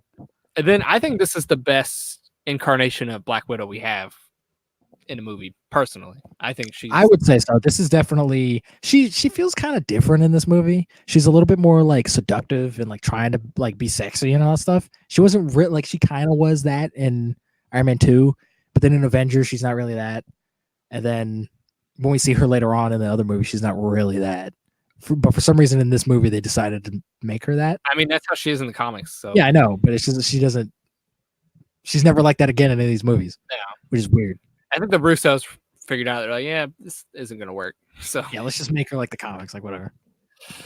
But I really like her in this, and she's actually a main character in this movie. So yeah, it's her and Cap. This is like a buddy cop movie almost. It's her, Cap, and Falcon. That's the whole movie. Hell yeah. Versus and Nick Fury. Nick Fury's in this a lot. He is, and Nick Fury's actually kind of dope because it actually shows the secretive side to Nick Fury a lot more. Yeah. And I kind of wish they killed him. And this is again why I'm not in charge of these fucking movies, because I would have killed Nick Fury. Like dead. He's dead. Because it doesn't really make much sense. They try to explain it like, oh, we did a thing in surgery, whatever. You would have died. You got shot through the chest like 3 times. You would have died. Yeah, but I like after this movie, everybody thinks he's dead, like the world does. But he's not. But like in the MCU, the world thinks he's dead. And then the Avengers don't even think he's dead, because in the next movie he just shows up and he's like, hey. Yeah.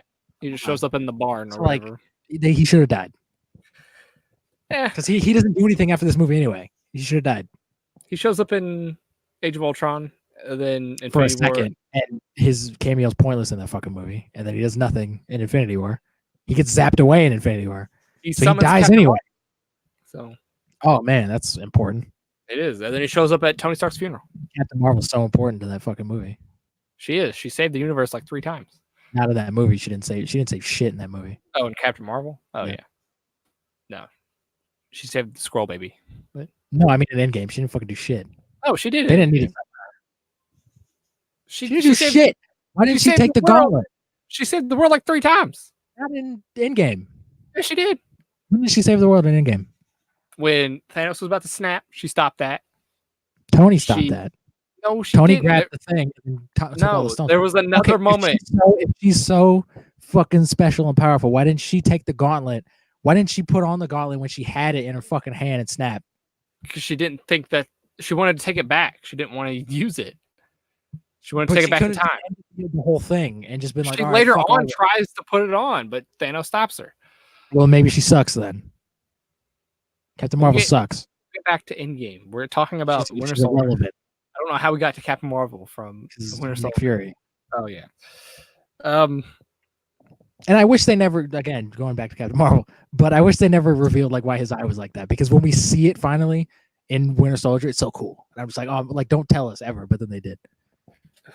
Last time I trusted somebody, I lost an eye. Yeah, it turns out it was a fucking cat.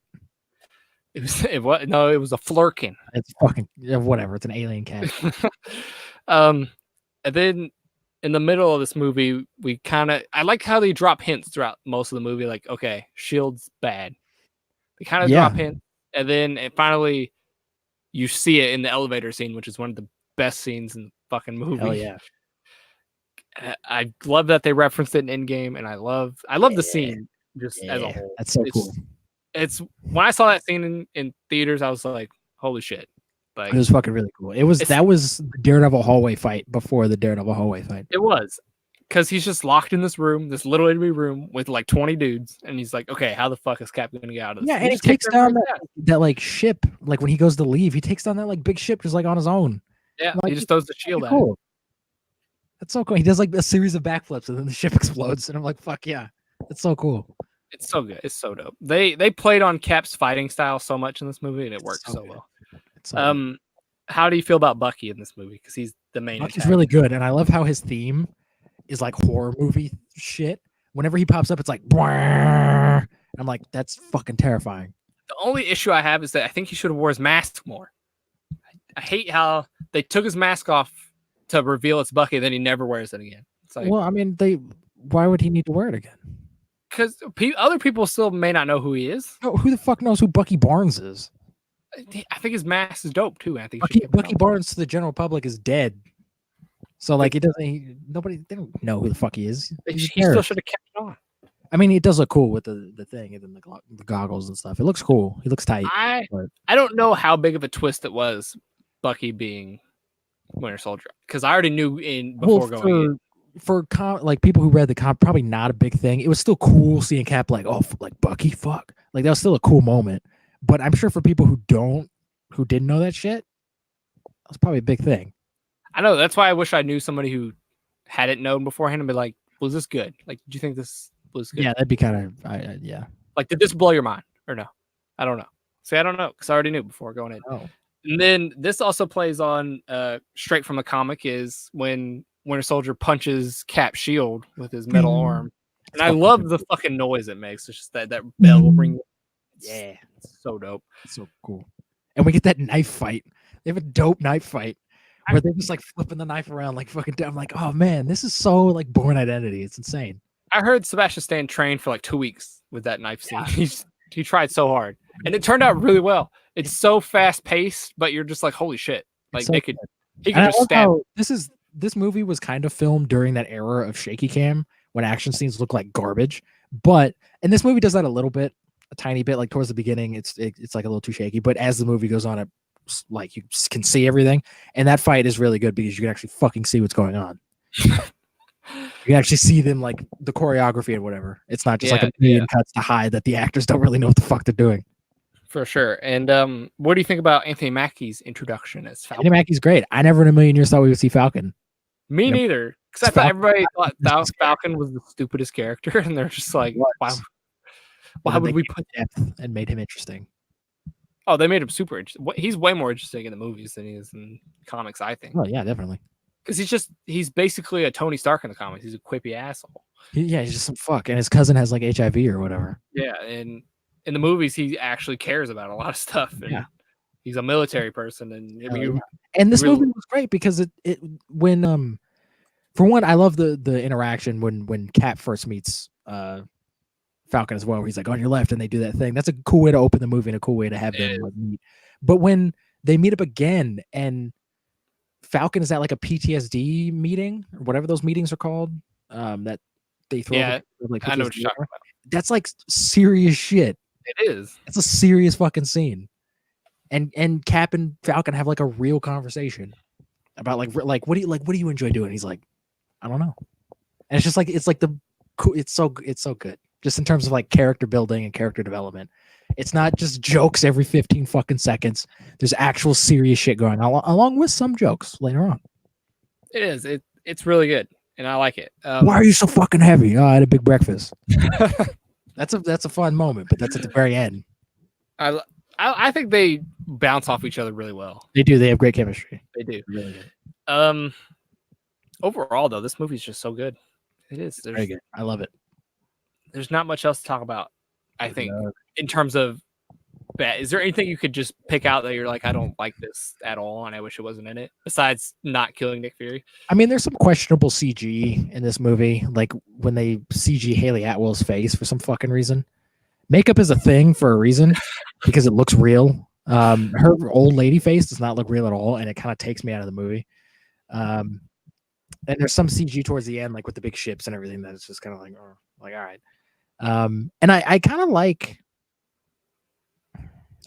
the there's like a filter over this movie. I don't know if they did this intentionally, but it kind of has the same sort of tone that the first Avenger had, where the first Avenger feels like a movie kind of made in the 40s. This kind of has that a little bit, but like it's a modern movie, obviously, but it has this like film grain on it that kind of makes it feel a little bit older. And I kind of appreciate that. I don't know if that was like intentional or not, but I noticed it. The Russos are truly artists. I feel like when it comes to making movies, they try really hard.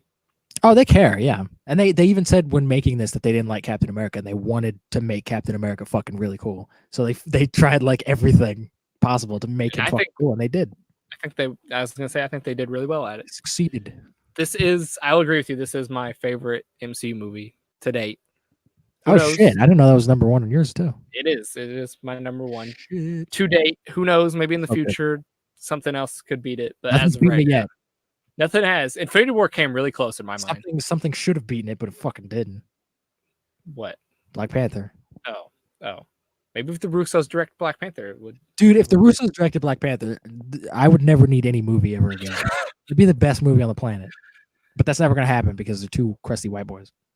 Ryan Coogler, step up, man. Black Panther 2. Shut up. You still have a chance to redeem yourself. You have two more chances.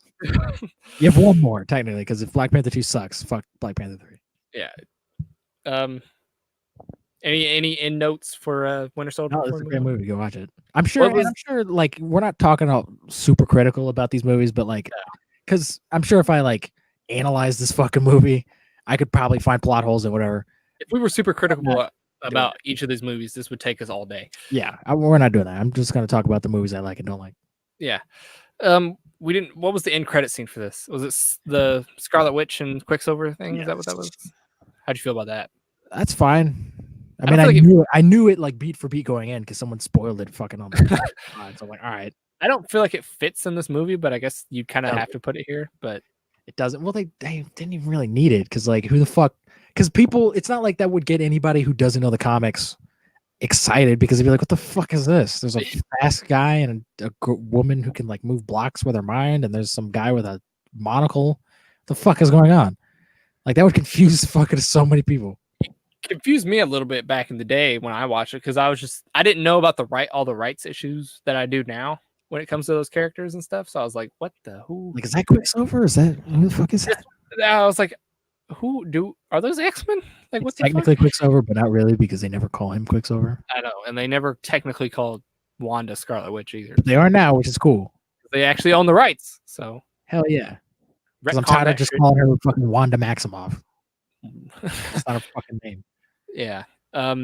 Moving on to the next movie. A lot of people consider this their favorite MCU movie. Guardians of the Galaxy. Which I understand. This movie is actually really good. I understand it. I get it. But it's not the best. It's not my favorite. It's not the best. It's in my top 5, I think. I'd say it's in my top 10. There's a lot of introductions with these characters. Chris Pratt, Zoe Saldana, Dave Bautista, Vin Diesel, Bradley Cooper. What do you think? I think this cast is great. I remember going into this because I didn't know a whole lot about the Guardians, at least not this team. I knew like Vance Astro.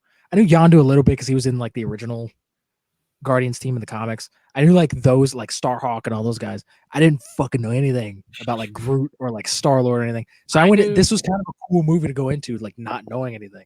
And it started off and I was like, what the fuck is this? And then as it kept going, I was like, this is actually like really cool. Going into this, I knew Groot and Rocket, and I knew Rocket. I knew Groot and Rocket, and I knew the name Star-Lord, but I had no idea like who he was or anything. I didn't know who the fuck Star-Lord was. But the opening to this movie is so fucking good. It's fantastic. It starts off like a fucking gritty DC movie, And it's just like nope, and it because it's like it's a goof fest, but it works. It's a good goof fest. It is. It's really good. James Gunn fucking knocked it out of the park. James Gunn. So Mixing, making Peter Quill's Earth Element music was such a good idea. That's great. I would have never thought of doing that in a million years. And unlike Suicide Squad, there's an actual reason to have that music in the movie. Suicide Squad is like, let's just have a million songs playing in this fucking movie. That's his tie to his mom and to the Earth. Like they gave it a reason, which is cool. And it works on a lot of levels. Yeah. And it's all like dope music as well. I know. James Gunn, I can't wait for Guardians 3. The soundtrack for Guardians 3 is going to be insane. It's going to. And Guardians 3 has potential to be the best Guardians movie just because it has so much it could build. I don't know if it'll be Guardians 2 for me personally.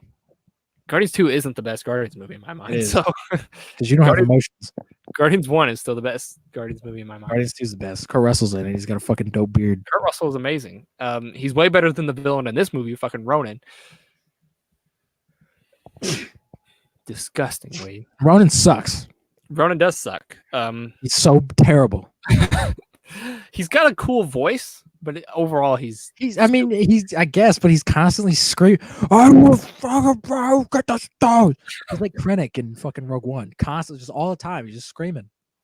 And then this isn't the intro to Thanos, but this is like the first like main No, the first time we see Thanos is Avengers. Yeah, but this is the first time he was like he spoke and he was cast. Yeah, it was Josh Brolin, actually. Yeah. How'd you feel about that? That little nod. He didn't really need to be in this movie. He didn't do anything. He shows up for 2 scenes and he's just like, I am Thanos. And then he fucking disappears. I think it's cool actually seeing him. He he's out there still somewhere. It's cool. It's cool for it was cool for me knowing where they were going. They were building to Infinity Gauntlet, but I'm sure if I didn't know that, I'd be like, all right, who the fuck is that guy? Like he's just kind of like he's not important to the story. He's just kind of there. I mean, he kind of is because you kind of introduce Gamora as his daughter, but well, I mean, and they also say that like Thanos killed like Drax's kids or whatever, and that's never really brought up ever again. It is in Infinity War. Comes back in Infinity War. Is it? Did they bring it up again? Yeah, remember that's when Drax is to go try to kill him when he's getting. Didn't Drax get to kill Thanos then? That seems like that's where they were leading to. Like he would get his revenge. He didn't really do that. He's not the character to do that. That's not his place. He's fucking invincible, pretty much. I mean, true. He gets knocked around constantly. Yeah. What else happens in this movie? Oh, this movie's basically another heist movie, kind of, but they already did the heist. I mean, most of it, it's like the part of it is like a prison break movie. Some of it is kind of like a heist movie. Some of it's just like a fun, like space fantasy, like goofy buddy movie. There's so many different elements of this movie that work really well together. And going back to actors, Vin Diesel and Bradley Cooper, I feel like were amazingly cast in this. Vin Diesel makes perfect sense. He was the Iron Giant. He's a big fucking tree man. He says like 3 things and then he fucks off. He says 4 things if you count the end. Bradley Cooper, I remember hearing him being cast and I was like, what? Like you're casting Bradley fucking Cooper as Rocket Raccoon? It doesn't even sound like Bradley Cooper. No. I do not believe for a fucking second that Bradley Cooper is Rocket Raccoon. He is though. Unless he's like the best actor on the planet, because that is not his voice. Whenever you get done with this, go YouTube the behind the scenes of him doing his lines. It's him. You can see him doing his line. Fucking second. I mean, it kind of looks like him. He's got kind of like a raccoon face, but it doesn't sound like him. I don't know why you say that because he didn't do the mocap. Him with a beard looks like Rocket Raccoon. He doesn't do the mocap though. They can still make it look like him. It's still stupid. He's got that like raccoon nose. I didn't know Bradley Cooper was Rocket Raccoon until after Guardians 1 came out. And I was like, who's Rocket? I was like, Bradley fucking Cooper. Bradley fucking Cooper? I was like, what? He does a really fantastic job. He does. He nails it. Yeah. And he gets surprisingly he gets a lot of emotional scenes in both Guardians 1 and 2. For somebody who's just in a booth talking to himself, basically, he does really well with that dialogue. He's pretty good. And I'm glad he's not just some monotone, I don't care about this. He tries really hard in all the movies, in Infinity War, Endgame, and Guardians 1 and 2. I'm glad he's not British, because I think at one point Rocket Raccoon is British. And like one of the I was gonna say in one of the cartoons he was British. Like, But hello, governor. I'm like, fuck you. he's a raccoon. I'm Stop glad, it. I'm glad Bradley Cooper's just like, fuck it. I'm just gonna be this weird ADHD raccoon. Yeah, that's bad. And then how did you feel about Gamora in this? Gamora's great. Zoe Saldana, she's always kind of been on my radar as like a good actress. I've seen her in like a bunch of stuff, but she never really like. I'm glad now people are like, oh fuck, Zoe Saldana's like awesome because she is. She's cool. She's in 3 of the top 5 grossing movies of all time. Hell yeah. One of them is Avatar, but fuck Avatar. Infinity War and Endgame are the other 2. Yeah. Yeah. I guess if you want to make a $1 billion movie, just cast her in your movie and boom. Exactly. Boom. There you go. And then Yondu and I forgot Nebula's in this. Nebula sucks in this. She's terrible. Karen Gillian. I like Karen Gillan, but it's just Nebula's just like, all right, Dad, I'm gonna go fucking do whatever. And I'm like, all right, like, can you stop? She's a robot. Doesn't matter. She has no emotion. She's not a robot. She's like a cyborg. Whatever. She has no like flesh. It's all robot. But she was great. She's great in other movies. She's great like in Endgame. She's just good in Guardians 2, I think. She has emotion. She gets better. I'd say she improves in Guardians 2. I wouldn't say she's great. She's still kind of annoying. I wouldn't say she's great, but I said she's fine. She's good at it. Yeah. I just hate her. I just hate that voice they fucking make her do. Oh man. All right. Yeah. She's not in this one a shit ton, so it's not that bad. It's not, but it's just annoying. And then fucking Yondu is one of the best characters ever. Motherfucking Michael Rooker put into the MCU. In this fucking movie, man. I love that scene when he goes into that store or whatever looking for the Infinity Stone, and that dude's talking. He's just like, and it's like the most random fucking thing ever, but I love it. It's so if you look in the background, Sean Gunn just starts bursting out laughing, and they cut it right before he did. It is because I think he improvised that. I don't think that might have. There's probably some. It doesn't fit with that scene, but it's fucking hilarious. There's probably some big words that he just didn't want to pronounce. And it's fucking hilarious. Michael Rooker, he does such a good job though. I feel like he was given a little part to play in these movies. He just fucking nailed it. He was given a little part, I'd say, in the first Guardians. Guardians 2, he's like the main character.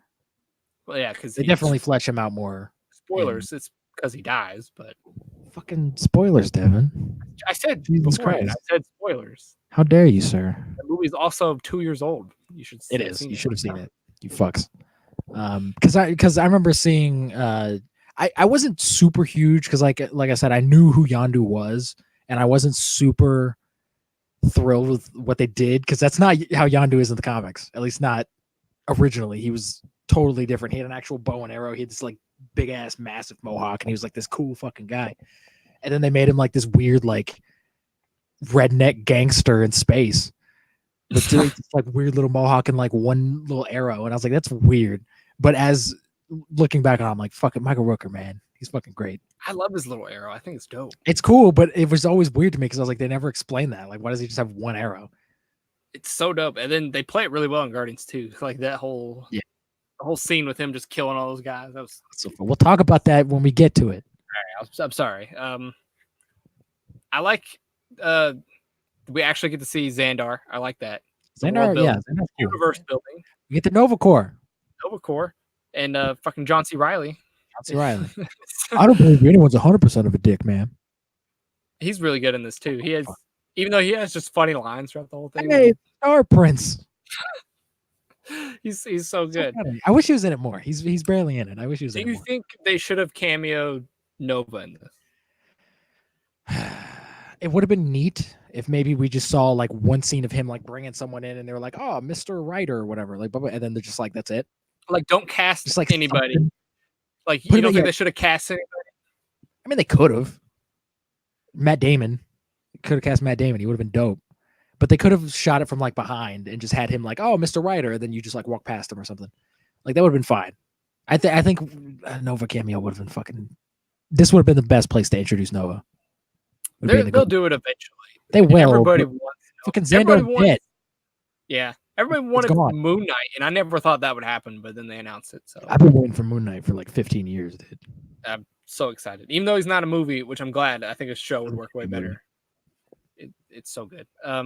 so excited. And then how do you feel about the whole end fight thing going on here? I think the end fight's a little lackluster because it's pretty much just like, oh, big ships in the sky and things are falling down, just like in Winter Soldier and just like in fucking all these other Marvel movies. It's a generic kind of action scene, but I guess it's fine. But it's just there's nothing. The little team that goes to fight and kill Ronan, and they use that giant gun, and it does nothing to him. Basically, yeah. I think that was hilarious. And then Rocket just crashes a fucking ship into Ronan. I think, yeah, that's fun. And then it gets a little emotional when Groot sacrifices himself. It's an emotional moment, especially for these characters that nobody fucking knew at the time. And then everyone's like, "Oh my god, like this is." I've never thought I would feel emotion for a raccoon in a tree, but it turns out they have some of the saddest moments in the entire MCU. Stop fucking killing Groot! I swear to God, killed him twice now. Stop doing it. He'll die I hate seeing Rocket's face every time Groot dies. He's like, "No," I'm like, "Stop! Why are you making me feel emotion for a fucking raccoon?" Oh man. And then we get Baby Groot in this at the very end. Little dancing Baby Groot at the very end. We also the fucking dance off to save the universe. I know. I was getting back to that. I think that the very end of this movie is actually really good, where they all are like holding hands and they're like, "That's cool." Or the Guardians of the Galaxy, bitch. They're just like fucking it. Like that's awesome. And I saw this on, I can't remember what social media it was, but somebody was like, "Why couldn't Star-Lord just get the Infinity Gauntlet and use it? He could hold the Power Stone." I'm like, no, he didn't have powers anymore. I was like, first of all, he didn't just hold the Power Stone by himself. He was dying from it. Yeah, it wasn't until all the Guardians, flaky skin disease or whatever. Yeah, I was like, you dumbass. And then second of all, he doesn't have his powers in him. Yeah, exactly. He's still part God. How about you watch these fucking movies before you start complaining about him, you stupid kid? It just whoever that fucking kid is hasn't seen Guardians 2. It irked me. And then I was walking around somewhere and I was wearing a Marvel shirt and somebody's like, "Oh, you're gonna rewatch all the movies before Endgame?" I was like, "Yeah." He's like, "Well, skip Guardians 1 and 2 because they're the worst movies." I'm like, "Fuck you." You can fuck right off, sir. I was like, "Fuck you." Guardians 1 and 2. I think what makes Guardians so cool, and this might kind of hurt Guardians 3 a little bit, is the fact that they're both totally standalone films. You can just watch them on their own, and they're just their own franchise. They can do whatever. I love that. I think that's great.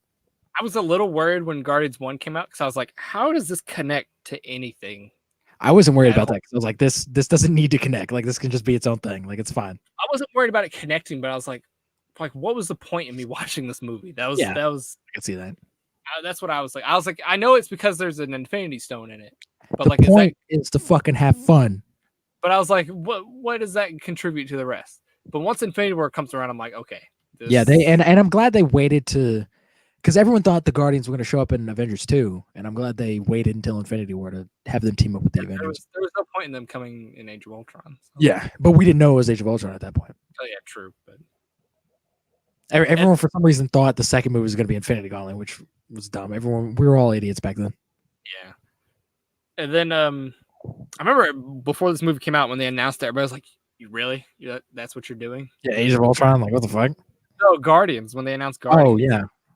Because nobody knew who the fuck the Guardians were. I know. But I remember people were like, "This is gonna bomb hard." Everyone said that, and it made $800 bajillion at the box office.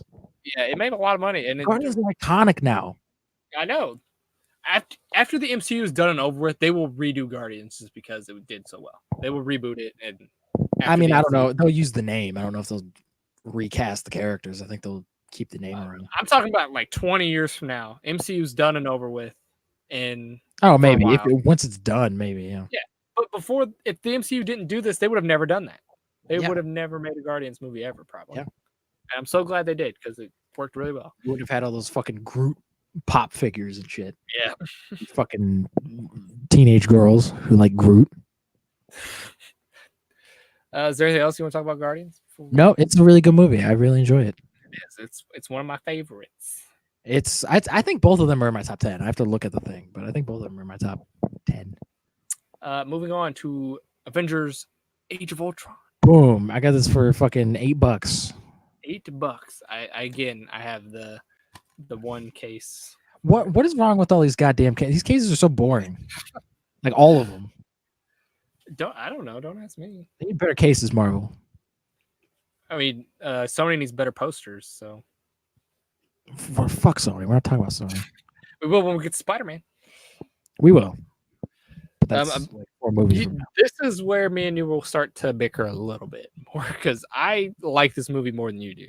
I think it's fine. It's pretty much just the epitome of just banging action figures together, but it's fine, I guess. I think it's good. It's nowhere near as good as the first Avengers. It just doesn't it doesn't do anything new or interesting. It's just the Avengers fighting robots, and it's like we've already seen that. And now there's 2.5 hours of it. When have we seen that before? They pretty much fought robots in the first Avengers. Nah, the Chitauri were fucking. They were practically. I'll agree. They cut through these robots like they were fucking like wet paper. Like they just. So there's no like threat or like any of this. It's just like all right, like whatever. We're just watching Avengers throw things at CGI things for 2.5 hours, and it's just like all right, whatever. I'll agree. They are the same, but I really like James Spader as Ultron in this. James Spader's great. Completely underused, in my opinion. I think Ultron will come back for sure. I hope he does because they totally used him fucking wrong. I don't like his CGI face in this. I fucking hate his lips so much. They didn't need to give him lips at all. He didn't even really need to be CGI. You're telling me you can't build a fucking Ultron suit? Vision, of all things, is the one character that should be all CG. You made him practical. You can make Ultron practical easily. Yeah, for sure. I just wish they gave him the robotic face. Yeah, he's so much more mouth. He's so much more menacing when he has no facial expressions. Yeah, because he's not emoting. He's just like, I'm gonna fucking wipe out everybody. He's just got this fucking death stare, open mouth, like no expression. blinking. Like that's terrifying. And in the movie, when he comes out as that fucking like Iron Man robot, it's terrifying. It is, and it's almost zombie-like. It's weird. Yeah, he should have been like that through most of the movie. I think. I agree. I don't like his CGI face. And then maybe at the end he gets the big dumb suit or whatever, the big dumb perfect Ultron or whatever. How do you feel about the beginning of this with the raid on the base and all that stuff? Do you feel like that's forced or? It's a little forced, but it's fine. I mean, how the hell else are you going to open an Avengers movie? I don't know. I mean, they do another semi one shot with all the Avengers. This was not as good though. No, it's not as good as the circle moment from the first one. No, nearly as not. I remember seeing this with you in theaters, and I was like, it feels way too early to be having an Avengers movie already. Yeah, because it definitely did. This is 2 years removed from the first one. Yeah, I think we needed like a couple more movies in between before we little breather going on here. It felt like it just came out of nowhere, and I remember me and you being so hyped for Ultron. We're like, yes, fucking Ultron's cool. I like Ultron. I do too. I understand why they didn't make him like Hank Pym's baby. But I think they should have because I love Hank Pym's. They could have fucking established him in this movie. I love Hank Pym's arc in the comics, and I kind of am a little disappointed with where they've taken Hank Pym in the movies because they haven't really done anything with him. True. I mean, he's in Ant-Man, but that's about it. He's in it. He didn't like. They haven't really like the reason Hank Pym is so cool in the comics is because he's a fuck up. He's a big asshole who becomes a villain and makes this giant genocidal robot. Like he's just this fucking lunatic. Like, and in the movies, he's not really that. But they make it Tony this time, who makes Tony and I guess Banner technically. Also. Yeah, I see Tony's reasoning behind it though. I get it. It goes back to the PTSD thing, and it goes back to his PTSD, and he wants the world to be safe, and blah blah blah. Peace in our time. Peace in our time. I think the party scene is really good in this movie. Yeah, that's really good. The whole everybody trying to lift Thor's hammer, that's really good too. That's really fun. My dog's making noises. Dog's hitting the wall for some reason. Your dog hates you. Yes. And this is our first little nod towards Endgame with Cap. And this is kind of why I didn't need Cap actually wielding Mjolnir in Endgame, because we saw he moved it. We had our answer right there. He moved it. But was it? He moved it, Devin. But was it he could actually lift it, or he could just nudge it?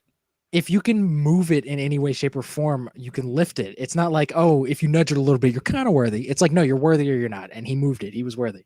The Russos have said that he's always been able to lift it, and he Yeah. didn't want to lift it and embarrass Thor. That's totally within Cap's character, and you can see it in his face. He nudges it, and then he goes like, "Nope, I'm good." He got his answer at that point. Like everyone kind of knew. We didn't need to actually. Oh, I can fucking. We got it.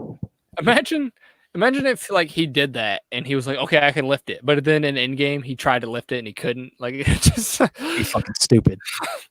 That'd be kind of funny though. Like, you're not worthy anymore. You murdered too many people in Wakanda. There could be a what if. It could be. What if Cap was just an asshole? Then otherwise known as Secret Empire.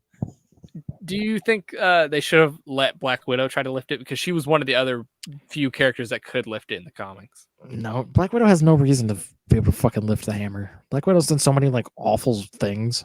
She's lifted it in the comics. Comics are stupid. So is Superman, though. Superman. So is, I think, like Wonder Woman. So is Deadpool. Like, none of that shit means anything.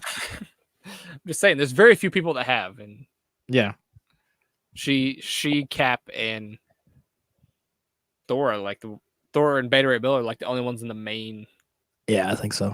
Universe that can. Superman and Deadpool and all those are just like, yeah, they're like bullshit stories. They're spinoffs, but yeah. Back to Age of Ultron. There's not a lot of action in this movie. There's not, and it's 2.5 hours. Yeah, there's the beginning, which is very short. Then we have the Hulkbuster scene, and then the end. The Hulkbuster scene is fun, but it's just there to pad out the runtime. Like, we didn't really need any of this. And then, how do you feel about the flashbacks or the visions that they have? The visions, I guess they're fine. The Cap's vision doesn't really fit with what they did, like with his ending. It doesn't really fit all that much. What? Like, because his whole because the basically what they did, the visions were supposed to be like their greatest fears. Cap's, and there's one line that Ultron says that perfectly sums up why Cap, in my opinion, should have died. Living without a war. In game, because he was created to be a weapon, and a weapon is used to fight a war, and you can't, if there's no war, there's no use for a weapon. So he's obsolete. He's pointless. And his vision kind of reflected that. His vision was, okay, the war's over. What now? What do I do? And I think him dying would have been like that's all I got. Like, I have to die, because if this ends, I'm just what am I gonna do? Like, so I feel like that's where maybe originally they were planning on building to Cap dying or something. I don't know, but I just feel like that vision specifically to me was like, oh, Cap's gonna die at some point. True, but they didn't. And the Russos also aren't Joss Whedon, so maybe Joss Whedon had that in mind. Maybe. And this movie, I feel really bad for Joss Whedon for this movie, because Whedon got fucked. He did, because they were like, okay, the first movie's over, it was awesome, and it was a huge movie. Now do it again. Could you just do it again, but then add all these fucking like scenes of Thor in the bubble bath? And like they're like, let's do it again. Let's build more character. Let's set up for other movies, and let's also make it in like a span of a year. Yeah, it makes total sense why he was like, I'm not doing these fucking movies anymore. Like, fuck that. Yeah, they completely fucked him over. And apparently there's like a 3.5 hour cut or something that Joss Whedon had. Yeah, and I'm dreading to see what he actually cut out, but I don't know. I think it just gives a little bit more context to some stuff. I think there's a lot of good moments though between Iron Man and Ultron and Cap and Ultron. There's some good character moments in here. Yeah, there is. I don't like the subplot of Black Widow Hulk romance. I don't. No, that was dumb, and I think they realized it was dumb too, because they just completely abandoned it. Yeah, it's gone. Everyone hated it because it was stupid. It felt so forced. I do like Hawkeye's family stuff. I like that. That was great. That was good. Hawkeye should have died. Maybe. No, he should have died. That would have made this movie so much better if he died.